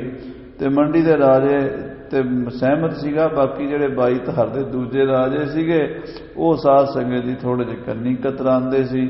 ਮਹਾਰਾਜ ਨੇ ਉੱਥੇ ਉਪਦੇਸ਼ ਵੀ ਦਿੱਤਾ ਸੀ ਜੋ ਆਪਾਂ ਪੜ੍ਹਦੇ ਹਾਂ ਨਾ, ਸਰਾਬ ਗਸੁੱਧ ਸਮੂਹ ਸਿਧਾਨ ਕੇ ਦੇਖ ਫਿਰਿਓ ਕਰ ਜੋਗ ਜਤੀ ਕੇ ਇਹ 10 ਵਈਏ।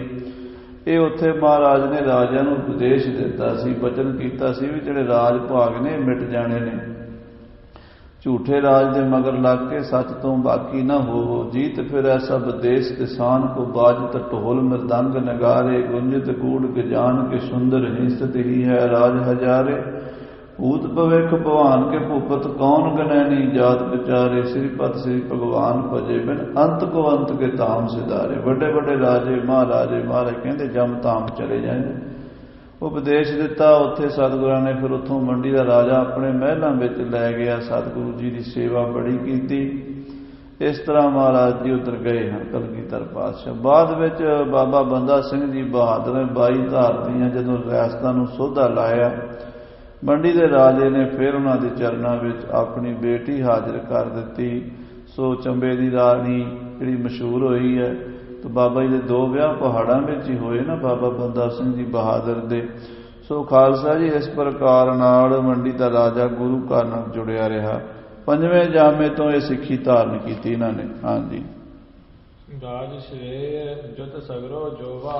ਗੁਰੂ ਮਹਾਰਾਜ ਦੀ ਕਿਰਪਾ ਨਾਲ ਆਪਣੇ ਘਰ ਗਿਆ, ਜਾ ਕੇ ਵੇਖਿਆ ਰਾਜ ਭਾਗ ਬੜਾ ਅੱਗੇ ਨਾਲੋਂ ਵਧਿਆ ਫੁੱਲਿਆ ਹੈ, ਸਾਰੇ ਪਾਸੇ ਖੁਸ਼ੀ ਹੈ, ਗੁਰੂ ਦੀਆਂ ਮਿਹਰਾਂ ਹੋ ਰਹੀਆਂ ਨੇ। ਹਾਂਜੀ, ਕੋ ਦਿਨ ਟਿਗ ਰਾਖਿਓ ਕਲਿਆਣਾ। ਭਾਈ ਕਲਿਆਣਾ ਜੀ ਨੂੰ ਕੁਝ ਦਿਨ ਆਪਣੀ ਮੰਡੀ 'ਚ ਰੱਖਿਆ, ਸੰਗਤ ਨੂੰ ਉਹਨਾਂ ਦੇ ਨਾਲ ਜਾਣ ਪਛਾਣ ਕਰਾਈ, ਉਪਦੇਸ਼ ਕਰਾਇਆ, ਕੀਰਤਨ ਕਥਾ ਭਜਨ ਪ੍ਰਚਾਰ ਹੋਇਆ ਉੱਥੇ ਸਿੱਖੀ ਦਾ। ਹਾਂਜੀ, ਪੁੰਨ ਥਾਤੀ ਤੇ ਦੇ ਦਰਬ ਮਹਾਨਾ। ਫਿਰ ਬਹੁਤ ਸਾਰੀ ਮਾਇਆ ਦੀਆਂ ਥੈਲੀਆਂ, ਸੋਨੇ ਦੀਆਂ ਮੋਹਰਾਂ ਪਾ ਕੇ ਵਿੱਚ, ਕਿਉਂਕਿ ਬਹੁਤ ਉਦੋਂ ਰਾਜਾ ਵੱਡਾ ਸੀਗਾ, ਉਹਨੇ ਬਹੁਤ ਮਾਇਆ ਲੱਖਾਂ ਦੇ ਹਿਸਾਬ ਨਾਲ ਸਤਿਗੁਰਾਂ ਦੇ ਸਰੋਵਰ ਦੇ ਲਈ ਭੇਜੀ ਹੈ। ਹਾਂਜੀ, ਨਿਜਨਰ ਸੰਗ ਮਿਲਾਏ ਪਹੁੰਚਾਓ। ਔਰ ਨਾਲ ਆਪਣੇ ਨੌਕਰ ਭੇਜੇ, ਫੌਜ ਭੇਜੀ ਵੀ ਇਹ ਛੱਡ ਗਿਆ ਉਹ ਖਜ਼ਾਨਾ ਸਤਿਗੁਰਾਂ ਦੇ ਕੋਲ ਅੰਮ੍ਰਿਤਸਰ ਜਾ ਕੇ। ਹਾਂਜੀ, ਸ੍ਰੀ ਅਰਜਨ ਕੇਤੇ ਚਲ ਆਇਓ। ਉਹ ਖਜ਼ਾਨਾ ਲੈ ਕਰਕੇ ਗੁਰੂ ਅਰਜਨ ਦੇਵ ਜੀ ਮਹਾਰਾਜ ਦੇ ਚਰਨਾਂ ਵਿੱਚ ਮੰਡੀ ਦੇ ਰਾਜੇ ਕੋਲੋਂ ਭਾਈ ਕਲਿਆਣਾ ਜੀ ਵਾਪਸ ਆਏ ਹਨ। ਆਇਓ ਦਰਬ ਦੇਖਣੇ ਚ ਪਾਸ। ਜਦੋਂ ਮਾਇਆ ਗੁਰੂ ਘਰ 'ਚ ਪਹੁੰਚ ਗਈ, ਸਤਿਗੁਰਾਂ ਨੇ ਵੇਖਿਆ ਵੀ ਹੁਣ ਸੇਵਾ ਸ਼ੁਰੂ ਕਰਾਣੀ ਚਾਹੀਦੀ ਹੈ। ਚਾਹਤ ਸਰਕੋ ਕਰਿਓ ਪ੍ਰਕਾਸ਼। ਮਹਾਰਾਜ ਸਰੋਵਰ ਬਣਾਉਣਾ ਚਾਹੁੰਦੇ, ਕਿਉਂਕਿ ਬਹੁਤ ਵੱਡਾ ਕਾਰਜ ਗੁਰੂ ਘਰ ਦਾ ਰੁਕਿਆ ਹੋਇਆ, ਇਹ ਹੋਣਾ ਚਾਹੀਦਾ। ਜਦੋਂ ਮਾਇਆ ਆ ਗਈ ਤੇ ਸਤਿਗੁਰਾਂ ਨੇ ਸੇਵਾ ਸ਼ੁਰੂ ਕਰਾਣੀ ਚਾਹੀ ਹੈ। ਬੂਝ ਬ੍ਰਿਧ ਭਾਈ ਗੁਰਦਾਸ। ਸਭ ਤੋਂ ਪਹਿਲਾਂ ਬਾਬਾ ਬੁੱਢਾ ਜੀ ਨੂੰ ਕੋਲ ਬੁਲਾਇਆ ਹੈ, ਭਾਈ ਗੁਰਦਾਸ ਜੀ ਨੂੰ ਬੁਲਾਇਆ ਹੈ। ਇਹਨਾਂ ਮਹਾਪੁਰਸ਼ਾਂ ਨਾਲ ਬਹਿ ਕੇ ਗੁਰਮਤਾ ਕੀਤਾ ਹੈ। ਦੇਖੋ ਸਥਾਨ ਕਰੋ ਨਿਰਜਾਸ। ਬਾਬਾ ਬੁੱਢਾ ਜੀ ਨੂੰ ਮਹਾਰਾਜ ਕਹਿੰਦੇ, ਭਾਈ ਸਾਹਿਬ ਗੁਰਦਾਸ ਜੀ ਨੂੰ ਕਹਿੰਦੇ, ਮਹਾਰਾਜ ਤੁਸੀਂ ਦੋਵੇਂ ਵੱਡੇ ਸਿਆਣੇ ਗੁਰੂ ਘਰ ਦੇ, ਦੇਖੋ ਕਿਹੜੀ ਕਿਹੜੀ ਜਗ੍ਹਾ ਸਰੋਵਰ ਬਣਨਾ ਚਾਹੀਦਾ, ਕਿੱਦਾਂ ਹੋਣਾ ਚਾਹੀਦਾ, ਸਾਰੀ ਗੱਲ ਦੇ ਵਿਚਾਰ ਕਰੀਏ। ਉਦਮ ਤੀਰਥ ਰਚਵੇ ਕਰਿਓ। ਗੁਰੂ ਰਾਮਦਾਸ ਸਾਹਿਬ ਜੀ ਨੇ ਬੜਾ ਪਰਉਪਕਾਰ ਕਰਨ ਲਈ ਸੋਚਿਆ ਸੀ। ਗੁਰੂ ਅਮਰਦਾਸ ਦਾ ਹੁਕਮ ਹੈ, ਤੀਰਥ ਬਣਾਈਏ, ਅੰਮ੍ਰਿਤਸਰ ਸਰੋਵਰ ਬਣਾਈਏ, ਸੰਤੋਖਸਰ, ਜਿਹੜੇ ਵੀ ਕਾਰਜ ਰੁਕੇ ਨੇ ਕਰੀਏ ਪੂਰੇ। ਜਿਸ ਤੇ ਸਿੱਖਣ ਕੋਗਣ ਤਰਿਓ। ਇਹੋ ਜਿਹਾ ਸਰੋਵਰ ਬਣੇ ਜਿੱਥੇ ਲੱਖਾਂ ਸਿੱਖਾਂ ਦਾ ਉਧਾਰ ਹੋਵੇ। ਸੁਨੋ ਕਥਾ ਆਗਨ ਜਮ ਭਈ। ਅੱਗੇ ਜੋ ਹੁਣ ਕਥਾ ਹੋਣੀ ਹੈ ਸਰੋਵਰਾਂ ਦੀ, ਉਹ ਸ਼ੁਰੂ ਹੋਵੇਗੀ। ਇਹ ਸੁਣੋ ਭਾਈ। ਕਵ ਸੰਤੋਖ ਸਿੰਘ ਸ਼ੁਭ ਨਿਰਮਾਈ। ਭਾਈ ਸੰਤੋਖ ਸਿੰਘ ਸਾਹਿਬ ਜੀ ਕਵੀਰਾਜ ਜੀ ਜੋ ਵੱਡੇ ਬਜ਼ੁਰਗਾਂ ਤੋਂ ਕਥਾ ਸੁਣਦੇ ਆ ਰਹੇ ਆ, ਉਹ ਆਪਣੇ ਕਹਿੰਦੇ ਆ ਵੀ ਅਸੀਂ ਵਰਣਨ ਕਰਾਂਗੇ। ਜੋ ਗੁਰੂ ਕਾ ਇਤਿਹਾਸ ਹੈ ਸਾਧ ਸੰਗਤ ਜੀ, ਉਹ ਸੁਣ ਕੇ ਆਪਣਾ ਜੀਵਨ ਸਫਲਾ ਕਰੀਏ। ਭੁੱਲਾਂ ਚੁੱਕਾਂ ਦੀ ਖਿਮਾ। ਹੇ ਗੋਬਿੰਦ, ਹੇ ਗੋਪਾਲ।